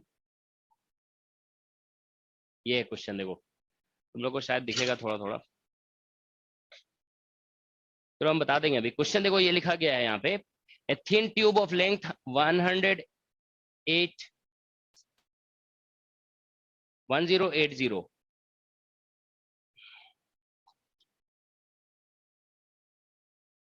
थोड़ा गलत लग रहा है, चलो मान लेते हैं, ठीक है ना। 1080 millimeter and uniform cross section is sealed at both ends and placed horizontally on table. At the exact center of the tube is a mercury pellet of length 180 millimeter. The pressure of the air on both sides of the mercury pellet is P0 when the tube is held at angle 60 degree with the vertical length of the air column above and below mercury column becomes 480 and 420. ठीक है, respectively. Assuming temperature of system to be constant, calculate pressure P0 in mm of Hg. ठीक है ना। देखो question ऐसा है, देखो question हम बता देते हैं आप लोग को, क्वेश्चन क्या है। क्वेश्चन ये जस्ट सिमिलर टाइप देखो क्वेश्चन है, जस्ट 2021। ये मान लो एक ट्यूब है, ठीक है, इसके बीच में एक मरकरी प्लेट है, मतलब मरकरी है समझ लो, ये मरकरी है, ठीक है ना। इसका लेंथ दिया हुआ है 180 mm, ठीक है ना, 180, और ये टोटल लेंथ जो दिया हुआ है ना, ये 1080 mm है, ठीक है। ये ऐसा है क्वेश्चन, ये हॉरिजॉन्टल, इधर प्रेशर, इधर एयर फिल किया हुआ है, एयर, और इधर भी एयर फिल किया हुआ है, और यहाँ पे प्रेशर P0 है और यहाँ पे भी प्रेशर P0 है। क्योंकि देखिए दोनों साइड से प्रेशर इक्वल लग रहा होगा ना इसके ऊपर, तभी तो ये रेस्ट में रहेगा, ठीक है ना। अगर इधर ज्यादा होता ना प्रेशर तो ये इधर शिफ्ट हो जाएगा, ठीक है ना। ऑलराइट, तो इक्विलिब्रियम में सेंटर पे इसीलिए है, ठीक है ना। ऑलराइट, अब देखो क्या है यहाँ पे, इसको बोला जा रहा है कि इसको हम हॉरिजॉन्टल कर देते हैं, सॉरी इंक्लाइन कर देते हैं, तो अब इसको इंक्लाइन कर दिया गया, ठीक है ना, ऐसा। अब ये मरकरी प्लेट यहाँ पे आ गया, ऑब्वियसली इंक्लाइन करोगे थोड़ा नीचे तो आएगा ना, क्योंकि मरकरी में अपना वेट है, ठीक है ना। तो मरकरी, ये इसको बोला गया HG पैलेट, HG पैलेट, ठीक है, HG pellet. Now question is, अब देखो ये जो लेंथ है ना, ये बच गया 420 और ये है 480 mm। अब ऐसा हो गया, इसको इंक्लाइन किया गया है 60 डिग्री से, मतलब हॉरिजॉन्टल से इसका एंगल जो है ना, देखो angle with horizontal is 60 degree, ये हॉरिजॉन्टल लाइन है समझ लो। तो ये क्वेश्चन है, तो देखो इधर भी एयर है, एयर को अभी आइडियल गैस मान लोगे। देखो जब तक रियल गैस की बात नहीं बोली जाएगी ना, you have to assume that it is ideal gas, okay. तो देखो इसमें बोला गया है कि एक लेंथ हो गया 480 और दूसरा हो गया 420 mm respectively, assuming temperature to be constant. इसमें बोला गया है, देखो क्लियर बोला गया है, assuming temperature to be constant, temperature constant है, calculate pressure P0 in mm of Hg, ठीक है ना। तो हमें इसमें निकालना है, देखो ये NAT का क्वेश्चन है, इसको इस पूरे डिस्कशन में टेम्परेचर को बोल दिया गया है कांस्टेंट। देखो सेंटेंस में लिखा हुआ है temperature is equal to constant. अब इसमें बोला जा रहा है P0 is equal to what in mm of Hg, ठीक है ना, इन mm ऑफ Hg निकालना है, ठीक है ना। ये क्वेश्चन है। तो देखो जानते हो इसमें भी आपको हम बता दे रहे हैं क्लियर। देखो इसमें प्रेशर पी नॉट, तो ये तो इधर से फोर्स जितना लगेगा इधर से फोर्स इतना ही लग रहा है, इक्विलिब्रियम तो है ही है। अब इसमें क्या करना होगा आपको, ये क्वेश्चन और प्रीवियस क्वेश्चन एक जैसा है, बस इसमें इक्विलिब्रियम डिस्कस करो और उसके बाद आइडियल गैस का इक्वेशन यूज करो, ठीक है ना, आंसर आएगा। ठीक है ना, देखो ट्राई करके, same it is similar type of question, ठीक है ना। तो ट्राई करके देखिए आप लोग इसे। तो you have to use equilibrium, concept of equilibrium use करेंगे and we will use the ideal gas equation, ठीक है ना, तो फिर आंसर आ जाएगा।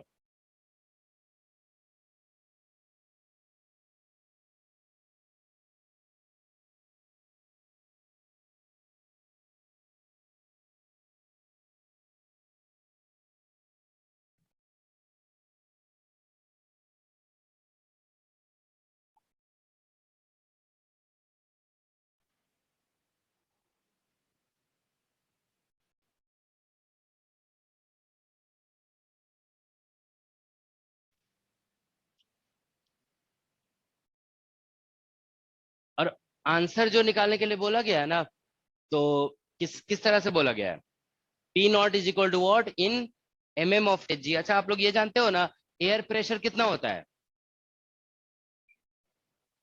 मतलब एयर प्रेशर जो लिखते हैं ना वो मतलब जैसे हम लोग बोलते हैं 10⁵ पास्कल, लेकिन उसको ऐसे भी लिखा जाता है that is 76 centimetre of H जी, ऐसे बोलते हैं ना 76 centimetre of mm of Hg, है ना, 76 mm या सेंटीमीटर, mm होता है ना, mm ठीक है। तो 76 mm ऑफ एच जी होता है, ठीक है ना।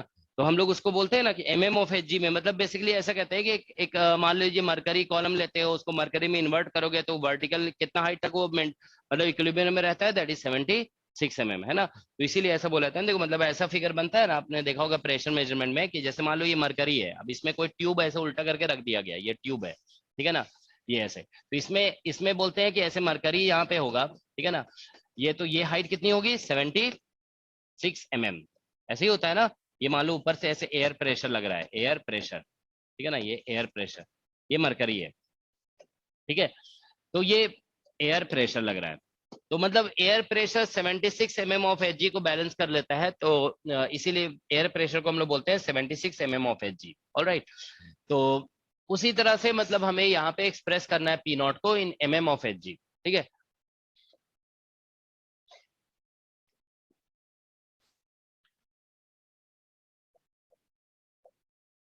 सॉल्यूशन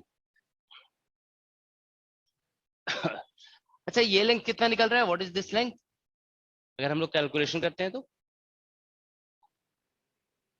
टोटल लेंथ दिया हुआ है ना, टोटल इसमें से, हाँ इसमें से ये माइनस कर दो तो ये बच रहा है कितना 900, है ना, 450 सर। हाँ 450 आ जाएगा, है ना, ये 450 आएगा, और ये भी कितना है 450, ये भी 450 है, ऑलराइट, ऐसे ही है ना, ठीक है, ठीक है।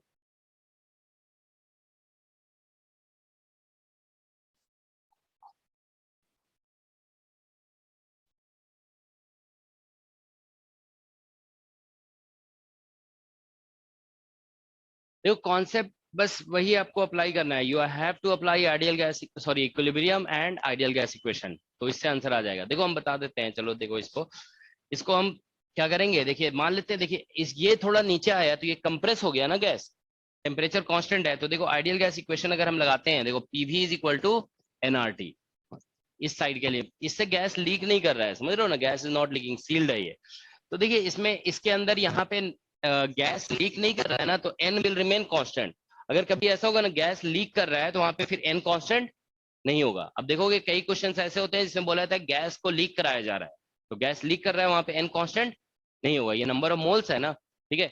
अब देखिए इसमें बोला गया क्वेश्चन में कि टेम्परेचर रिमेन्स कांस्टेंट, मतलब यहाँ पे टेम्परेचर टी है तो यहाँ पे भी टेम्परेचर कितना है टी है, यहाँ पे भी टी है, यहाँ पे भी टी है, ठीक है ना, तो टेम्परेचर कांस्टेंट है यहाँ पे, इज दैट ओके। तो अब देखिए यहाँ पे टेम्परेचर कांस्टेंट एन कांस्टेंट, तो मतलब इसका मतलब पीवी इज इक्वल टू क्या होगा कांस्टेंट हो जाएगा, ठीक है ना। तो हम ऐसे लिख सकते हैं, देखो अगर हम इस साइड के लिए अप्लाई करें, अभी साइड 1 के लिए, इसको मान लो साइड 1 बोल देते हैं, और इस ये 1 साइड 1 है और ये साइड 2 है, ठीक है ना, ये साइड 2 है, तो अगर हम लोग देखिए फॉर साइड 1 अप्लाई करते हैं तो हम ऐसे लिख सकते हैं P1, ठीक है ना, देखो P नॉट V नॉट ऐसे लिख दो इज इक्वल टू बाद में P1 V1 हो जाएगा ऐसा।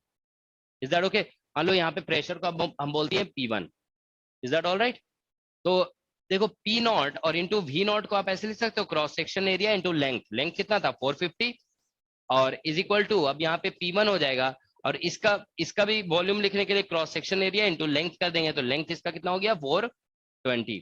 Is that okay? तो अब आप देखो यहाँ से P1 हमारा निकल गया, P1 इज इक्वल टू किस टर्म में निकल गया P नॉट और ए कैंसिल हो जाएगा, 0 0 कैंसिल हो जाएगा तो ये 45/42 ये निकल जाएगा। तो उसी तरह से यहाँ पे प्रेशर को अगर आप P2 बोलते हो तो P2 is equal to according to same logic similarly देखो सिमिलरली P2 आ जाएगा हमारा P नॉट इंटू 45 और डिवाइडेड बाय इसका लेंथ कितना हो गया 48। इतना आएगा कि नहीं आएगा बताइए सेम लॉजिक से? देखो अभी हम फॉर साइड 1 अप्लाई किए ये क्योंकि टेम्परेचर कांस्टेंट था तो पी कांस्टेंट हो गया तो पहले P नॉट यहाँ पे वॉल्यूम V नॉट है मान लो, बाद में P1 V1 हो गया, ये अप्लाई कर दिए तो P1 निकल गया। अब सेम लॉजिक से हम बोल देंगे कि यहाँ पे P2 इतना निकल जाएगा क्योंकि 45 ये भी लेंथ था और बाद में 48 हो गया तो इस तरह से हो जाएगा। Is that all right? तो ये निकल आया। तो देखो इसमें हमने क्या किया है कि आइडियल गैस इक्वेशन पहले लगा दी है, मतलब दोनों में से कुछ भी पहले कर सकते हो ना, या तो इक्विलिब्रियम पहले लगाओ या फिर आइडियल गैस इक्वेशन पहले लगाइए, है ना?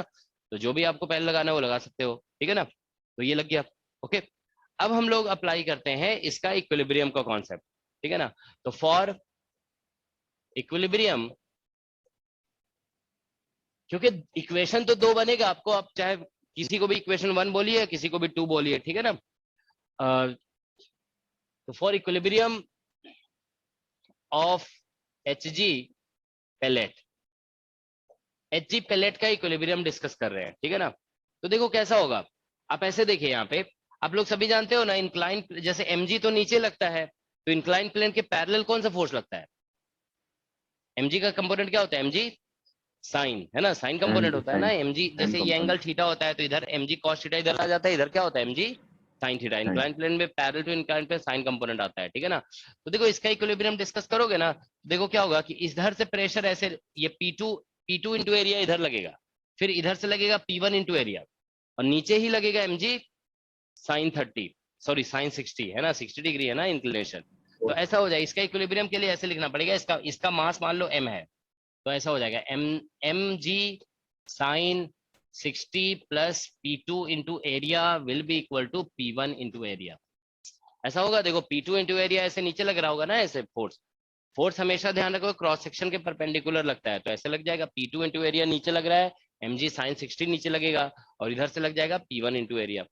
Is that all right? ठीक है। तो अब आप देखिए ये जो है ना Hg है बेसिकली ये मरकरी का मास है, तो मरकरी का मास को ऐसे लिखो डेंसिटी ऑफ Hg और इनटू, ठीक है ना, वॉल्यूम लिखना होगा तो क्रॉस सेक्शन एरिया लिखना होगा। Is that all right? और इनटू इसका लेंथ कितना दिया हुआ है 180 mm of Hg। Is that okay? और इनटू साइन 60 से कितना हो जाएगा, this will be equal to √3/2। अच्छा इंक्लिनेशन इसमें साइन ही दिया, कितना दिया हुआ था एक बार देख लें।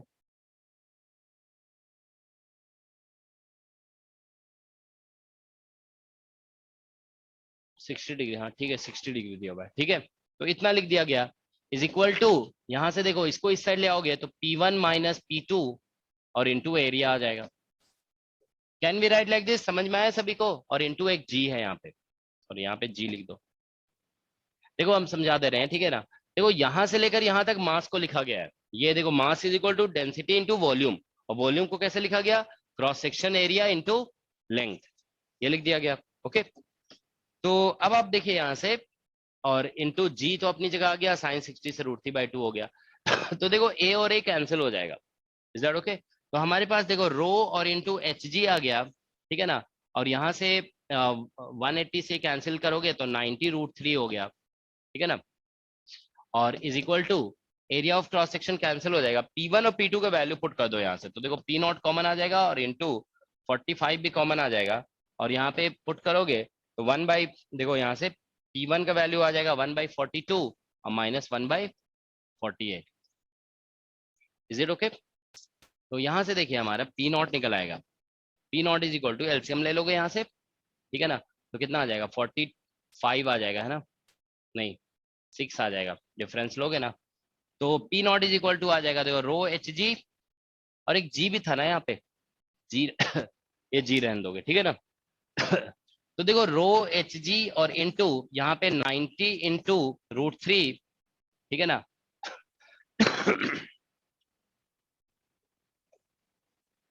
देखो एक मिनट, रो इंटू यहाँ 90 इंटू √3 और इंटू 42 और इंटू 48 और डिवाइडेड बाय ये जो है ना 45 नीचे आ जाएगा, और इस एलसीएम लेने से भी 6 नीचे आएगा।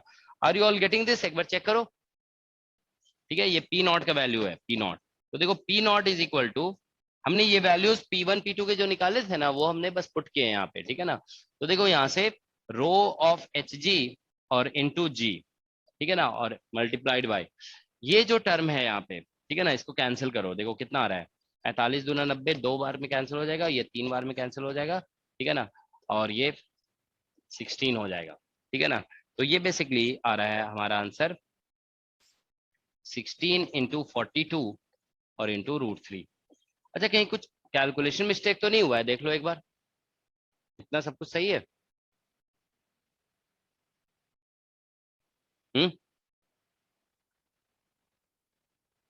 कैलकुलेशन तो हमें सही ठीक ही लग रहा है ना। इसको मल्टीप्लाई करो, देखो जरा मल्टीप्लाई करके देखो जरा इसका क्या आंसर आ रहा है।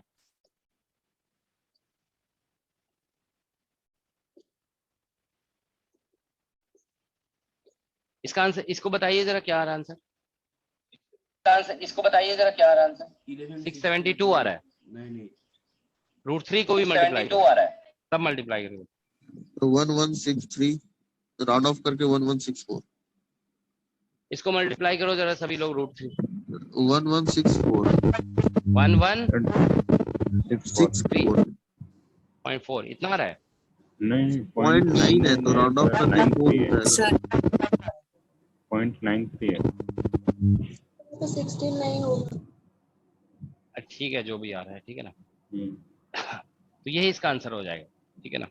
कितना है? 1169 63 9 0.93 64 कर दो ना इतना, ठीक है ना, 1164 मान लो, ठीक है ना।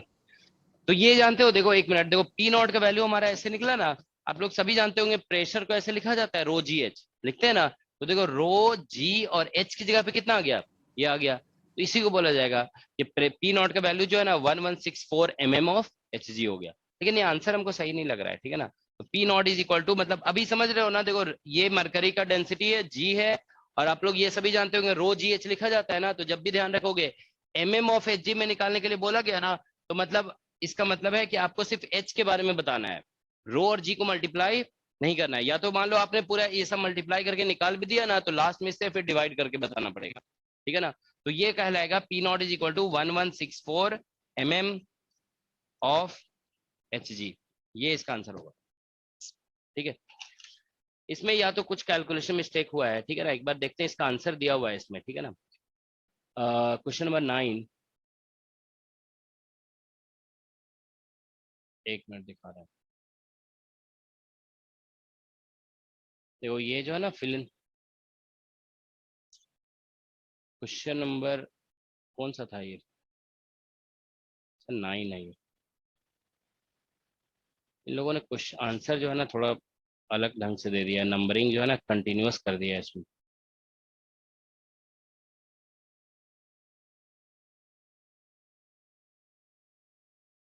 अच्छा ये एक मिनट, सेकेंड लास्ट क्वेश्चन है ना, इधर से देख लेते हैं, सेकेंड लास्ट 672 दिया हुआ आंसर। सर एंगल वर्टिकल के साथ 60 डिग्री हाँ का सर, ये रहेगा। 30 होगा ना एंगल। अच्छा अच्छा अच्छा, when tube is held at an angle of 60 degree with, अच्छा वो विथ वर्टिकल दिया हुआ है 60 डिग्री, हमने विथ हॉरिजॉन्टल ले लिया है ना, अच्छा इसीलिए मिस्टेक हो गया, ठीक है ना। ये एंगल विथ वर्टिकल 60 दिया हुआ है, हमको लगा कि विथ हॉरिजॉन्टल दिया हुआ है, ठीक है ना। चलो ठीक है, तो आंसर तो आ ही जाएगा ना फिर यहाँ पे। देखो एक मिनट, अगर हम देखो हॉरिजॉन्टल के साथ 60 लिए ना, उसमें वर्टिकल के साथ, तो इसका मतलब वर्टिकल के साथ 60 दिया है, तो हॉरिजॉन्टल के साथ कितना हो जाएगा 30 डिग्री। तो बस चेंज कहाँ पे आएगा हमारा, वेयर इज द चेंज, ये जो √3/2 है इसकी जगह क्या आ जाएगा क्यों? क्योंकि अब इस हॉरिजॉन्टल के साथ जो है ना फिर 30 डिग्री हो जाएगा, तो साइन 30 बनेगा यहाँ पे, साइन 30 इज 1/2, ठीक है ना। तो बस लास्ट में चेंज कर देते हैं, ठीक है ना। यहाँ पे देखो ये जो था ना हमारा यहाँ पे 1 आ जाएगा, यहाँ √3 मतलब ये 1/2 आ जाएगा यहाँ पे। तो बस यहाँ पे जो √3 जहां जहां दिख रहा है ना वहां 1 कर दो, और क्या 2 तो रहेगा ही, ठीक है ना। तो इसकी जगह 1 कर देंगे, तो इसकी जगह 1 हो जाएगा, ठीक है ना। ठीक है, तो ये 1 हो गया, तो फिर कितना आंसर आ रहा है? इन दोनों को मल्टीप्लाई करके बता दो। 672 670, ठीक है, तो फिर एग्जैक्ट आंसर आ गया इसका, 672 आंसर है, ठीक है ना। बस इसमें एंगल जो है ना वर्टिकल के साथ दिया होता है, हमको लगा हॉरिजॉन्टल से दिया हुआ है। ऑलराइट, ठीक है, ओके। अच्छा अब देखिए ये क्वेश्चन जानते हो, मतलब हमें जानते हो, देखो ये सोचना है ना कि जैसे इस तरह का क्वेश्चन आ गया जस्ट एग्जाम में रैंडमली 2021 में, ठीक है। आप लोगों ने कभी ऐसा क्वेश्चन सॉल्व किया था पहले? हाँ, नहीं किया है? देखो अब हम बताते हैं, क्वेश्चन जानते हो, जाकर के आज ही जरूर देखोगे। एग्जैक्टली यही क्वेश्चन, मतलब ऐसा ही क्वेश्चन कि पहले ट्यूब हॉरिजॉन्टल है, उसके बाद इंक्लाइन कर दिया गया। Exactly same question SC Verma की बुक में सॉल्व किया हुआ है, ठीक है ना। सॉल्व्ड एग्जांपल ऑफ एससीवी है, ठीक है ना। तो this is solved example of HCV, ठीक है। तो इसलिए जानते हो आप लोग उसके सॉल्व्ड एग्जांपल सभी, जैसे जितने भी चैप्टर्स है ना, first law of thermodynamics, second law, सभी के सॉल्व्ड एग्जाम, उसके सारे सॉल्व्ड एग्जांपल पढ़ लो, ठीक है, ठीक है। क्योंकि आप समझ रहे हो क्वेश्चन कितना आसान है। मैकेनिक्स का छोटा सा कॉन्सेप्ट लगाया बस, इक्विलिब्रियम का, downward force is equal to upward force, ये लगाया, और उसके बाद टेम्परेचर कांस्टेंट था, तो हमने क्या कर दिया, पीवी इज इक्वल टू, मतलब टी कांस्टेंट है, एन कांस्टेंट है, कोई गैस लीक नहीं हो रहा है, पीवी कांस्टेंट हो गया, तो बस हमने ये लगा दिया P1, मतलब स्टार्टिंग में देखो यहाँ पे स्टार्टिंग में प्रेशर P0 है, वॉल्यूम V0 होगा, तो P0 V0, बाद में इसका प्रेशर P1 हो गया, वॉल्यूम मान लेते V1 हो गया। तो आप समझ रहे हो, इसको एक बार में एक साइड के लिए अप्लाई किया जाएगा। This is similar to Newton laws of motion, जिसमें F इक्वल टू ma, एक बार में आप एक मास के लिए अप्लाई करते हो, 2 मास जब होता है तो 2 बार अप्लाई करना होता है। तो इस इक्वेशन को हम, आइडियल गैस इक्वेशन 2 साइड है ना यहाँ पे, तो एक बार इस साइड के लिए अप्लाई करेंगे और एक बार फिर इस साइड के लिए अप्लाई करेंगे, ठीक है ना। तो इतना करने की जरूरत भी नहीं पड़ती है, एक साइड के लिए फॉर्मूला डेवलप हुआ ना, तो उसको देख करके दूसरा साइड का लिखा जा सकता है। Is that all right? ठीक है, तो इस तरह से हम लोग क्वेश्चन को सॉल्व करेंगे, ठीक है। चलो ठीक है, एक क्वेश्चन दे रहे हैं, ठीक है ना। और जो अभी टॉपिक हमारा यही आइडियल गैस चल रहा है, ठीक है ना। सपोज करो कि ये हमारा पीवी डायग्राम है, ठीक है। पीवी डायग्राम कुछ ऐसा दिया हुआ है, सपोज कर लो, ठीक है। यहाँ पे वॉल्यूम V0 है और यहाँ पे वॉल्यूम 2V0 है, ठीक है। और यहाँ पे प्रेशर दिया हुआ है P0 और यहाँ पे प्रेशर 2P0 है। और ये जो मतलब कॉर्नर का नेमिंग कर देते हैं ABC, ठीक है। तो कोई मतलब ये पीवी डायग्राम किसी आइडियल गैस के लिए है। दिस इज फॉर टॉपिक, हमारा ध्यान रखोगे आइडियल गैस है, ठीक है ना। तो इसीलिए हम ये डिस्कस कर रहे हैं, ठीक है ना। तो ये पीवी डायग्राम है। मान लीजिए कोई भी आइडियल गैस को हम इस साइक्लिक प्रोसेस के थ्रू, मतलब प्रोसेस जो हो रहा है वो साइक्लिक प्रोसेस है। मान लीजिए ए से स्टार्ट गया तो ए से बी गया, बी से सी गया और सी से वापस ए पे आ गया। ऑलराइट, ठीक है। तो देखो यहाँ पे क्वेश्चन ये बोला गया है, if TA temperature at A is equal to T0 है, then what is maximum temperature attained by the ideal gas during, ठीक है, during cyclic process।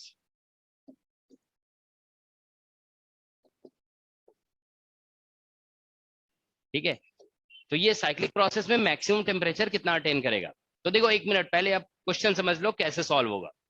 देखो क्वेश्चन किसका है, आइडियल गैस का। तो समझ लो कि you have to use ideal gas equation, PV equal to NRT. हाँ नंबर, ऐसे क्वेश्चन में जैसे बोला जाता है ना कि मतलब गैस लीक कर रहा है, उसको नहीं बोला गया ना, तो नंबर ऑफ मोल्स को कांस्टेंट मानना पड़ेगा, ठीक है ना। मतलब नंबर ऑफ पार्टिकल कांस्टेंट होंगे इसमें, ठीक है। तो एक तो देखो आइडियल गैस इक्वेशन लगेगा।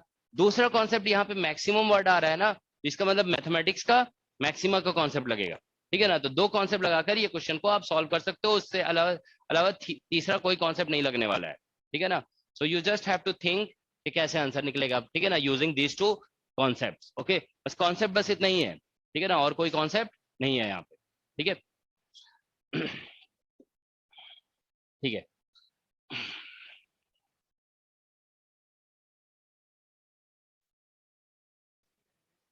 नहीं नहीं ट्वाइस नहीं आएगा, ट्वाइस से ज्यादा आएगा।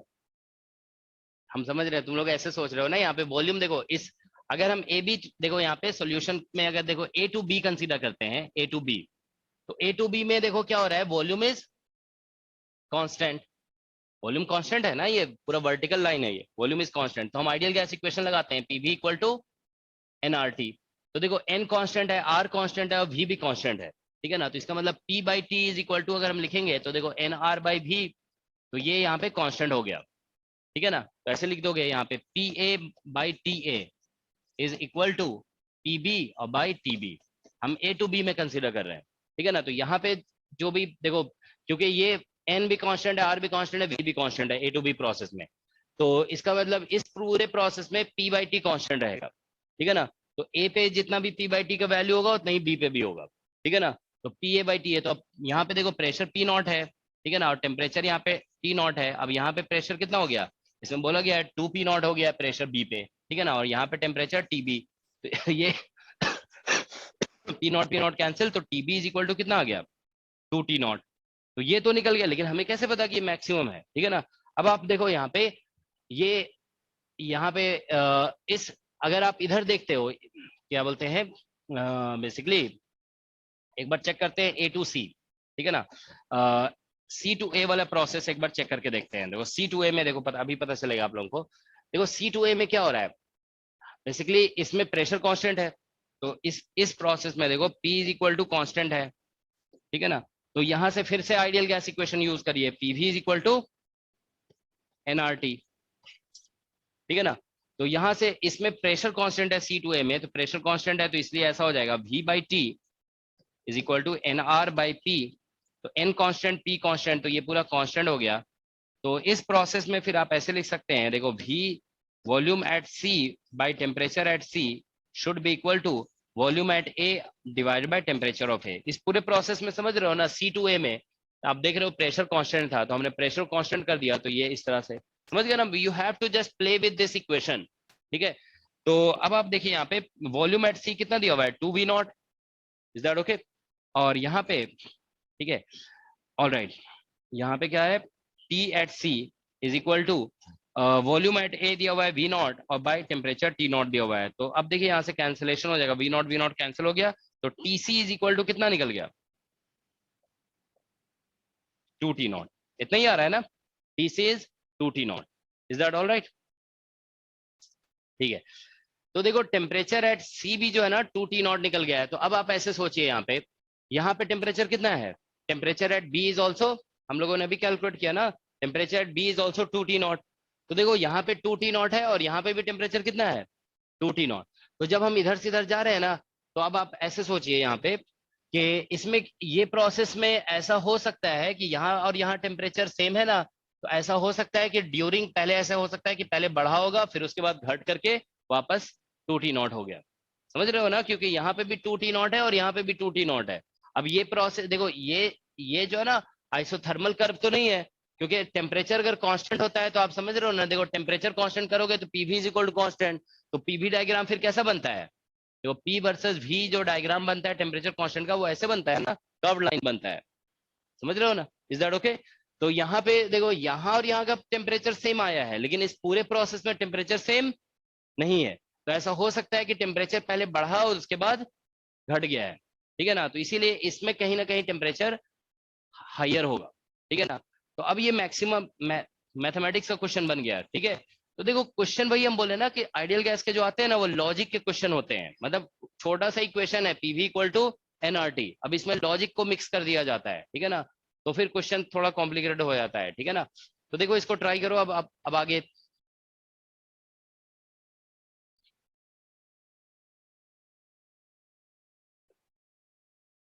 मैक्सिमम टेम्परेचर निकालना है, you have to use logic, okay.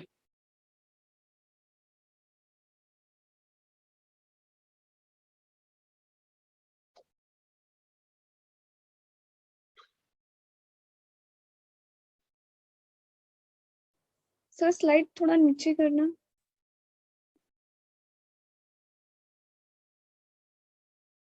आप लोगों को ये समझ में आ रहा है कि उस प्रोसेस में जो कौन सा प्रोसेस है, बी टू सी में टेम्परेचर कांस्टेंट नहीं होगा, इज दैट क्लियर? क्योंकि वो आइसोथर्मल कर्व नहीं है, वो कर्व्ड लाइन होता है आइसोथर्मल कर्व, ठीक है ना, वो स्ट्रेट लाइन है। सो temperature is not constant, temperature उसमें वेरी करेगा। तो हमें यही सोचना है कि वहाँ टेम्परेचर वेरी कर रहा है, तो कहीं ना कहीं पे मैक्सिमम आ सकता है। ओके,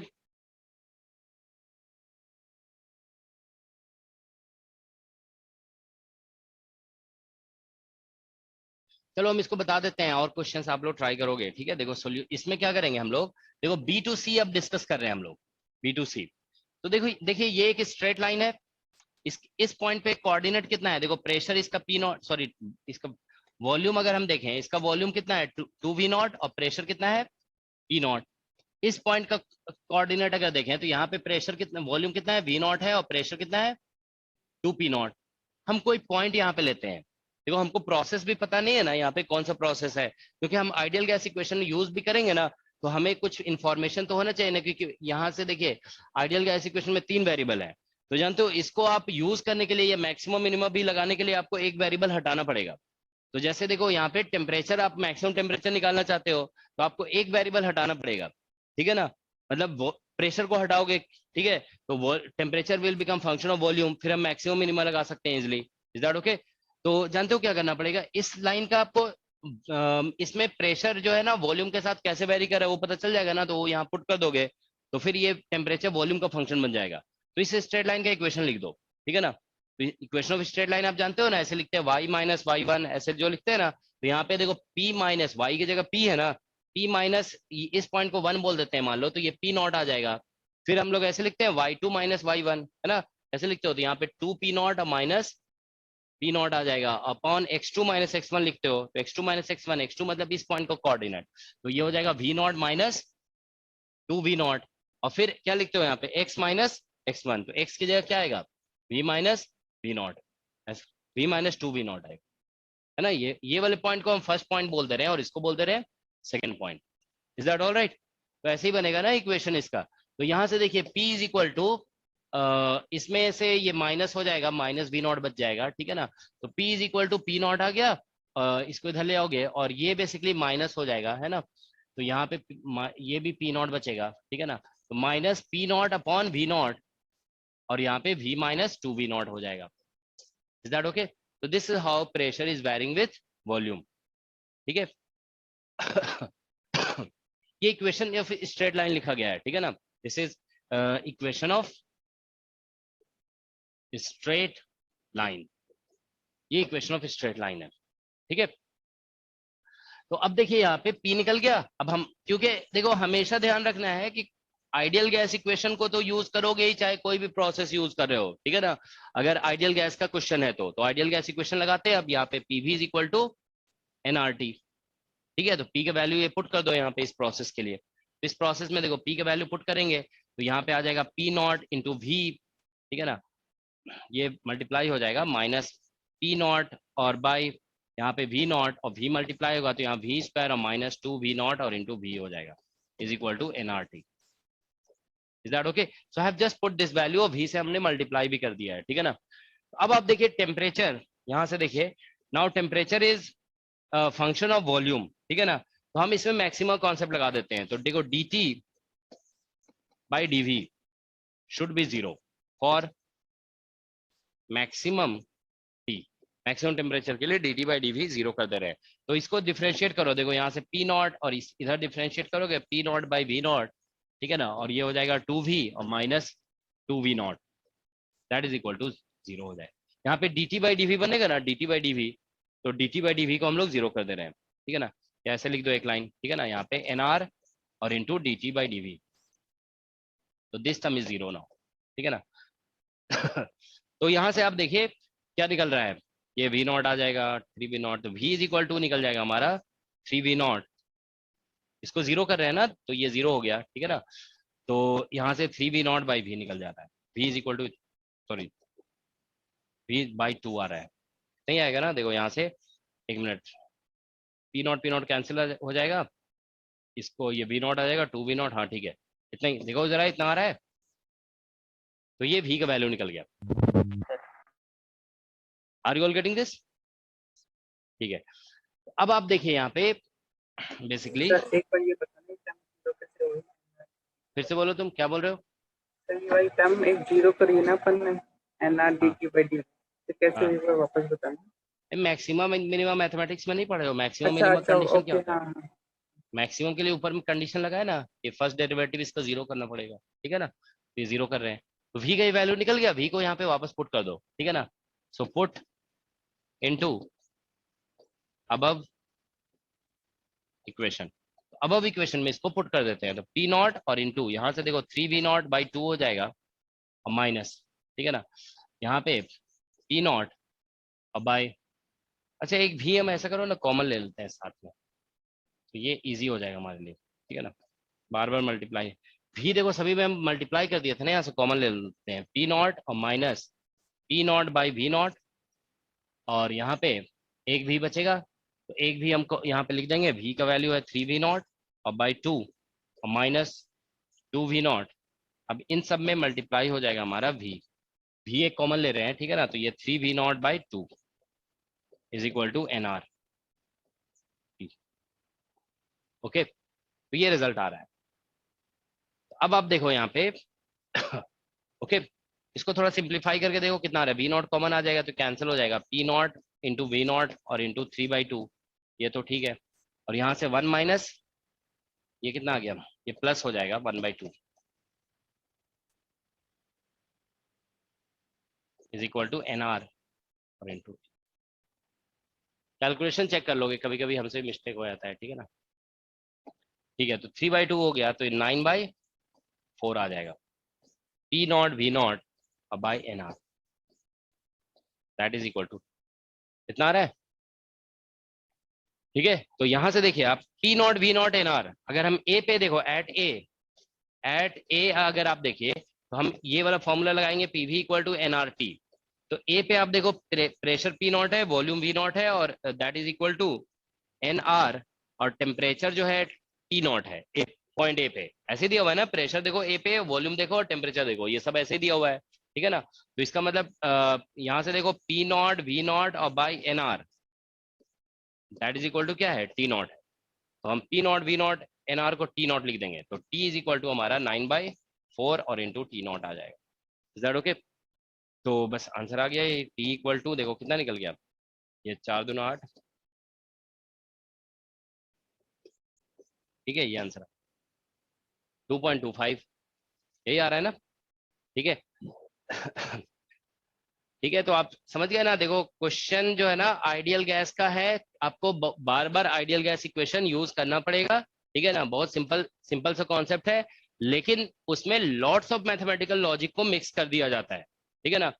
तो समझ गए, थर्मोडायनामिक्स का क्वेश्चन मोस्टली जानते हो लॉजिक बेस्ड होता है, अब देख रहे हो कहीं ना कहीं कुछ ना कुछ लॉजिक, मैथमेटिकल लॉजिक बेसिकली, ठीक है? अदरवाइज थर्मोडायनामिक्स का कॉन्सेप्ट कुछ भी नहीं होता है, बस पीवी इक्वल टू एनआरटी ये लगाना होता है, ठीक है ना? तो आप लोग असाइनमेंट के क्वेश्चन अटेम्प्ट कर लोगे, ठीक है ना? उसमें देखोगे first law of thermodynamics, second law of thermodynamics, सारे आइडियल गैस पे बेस्ड क्वेश्चन सर होते हैं, स्क्रॉल करना सर थोड़ा सा, ठीक है? तो ये मैक्सिमम टेम्परेचर निकल गया इसका, सर ऊपर की तरफ।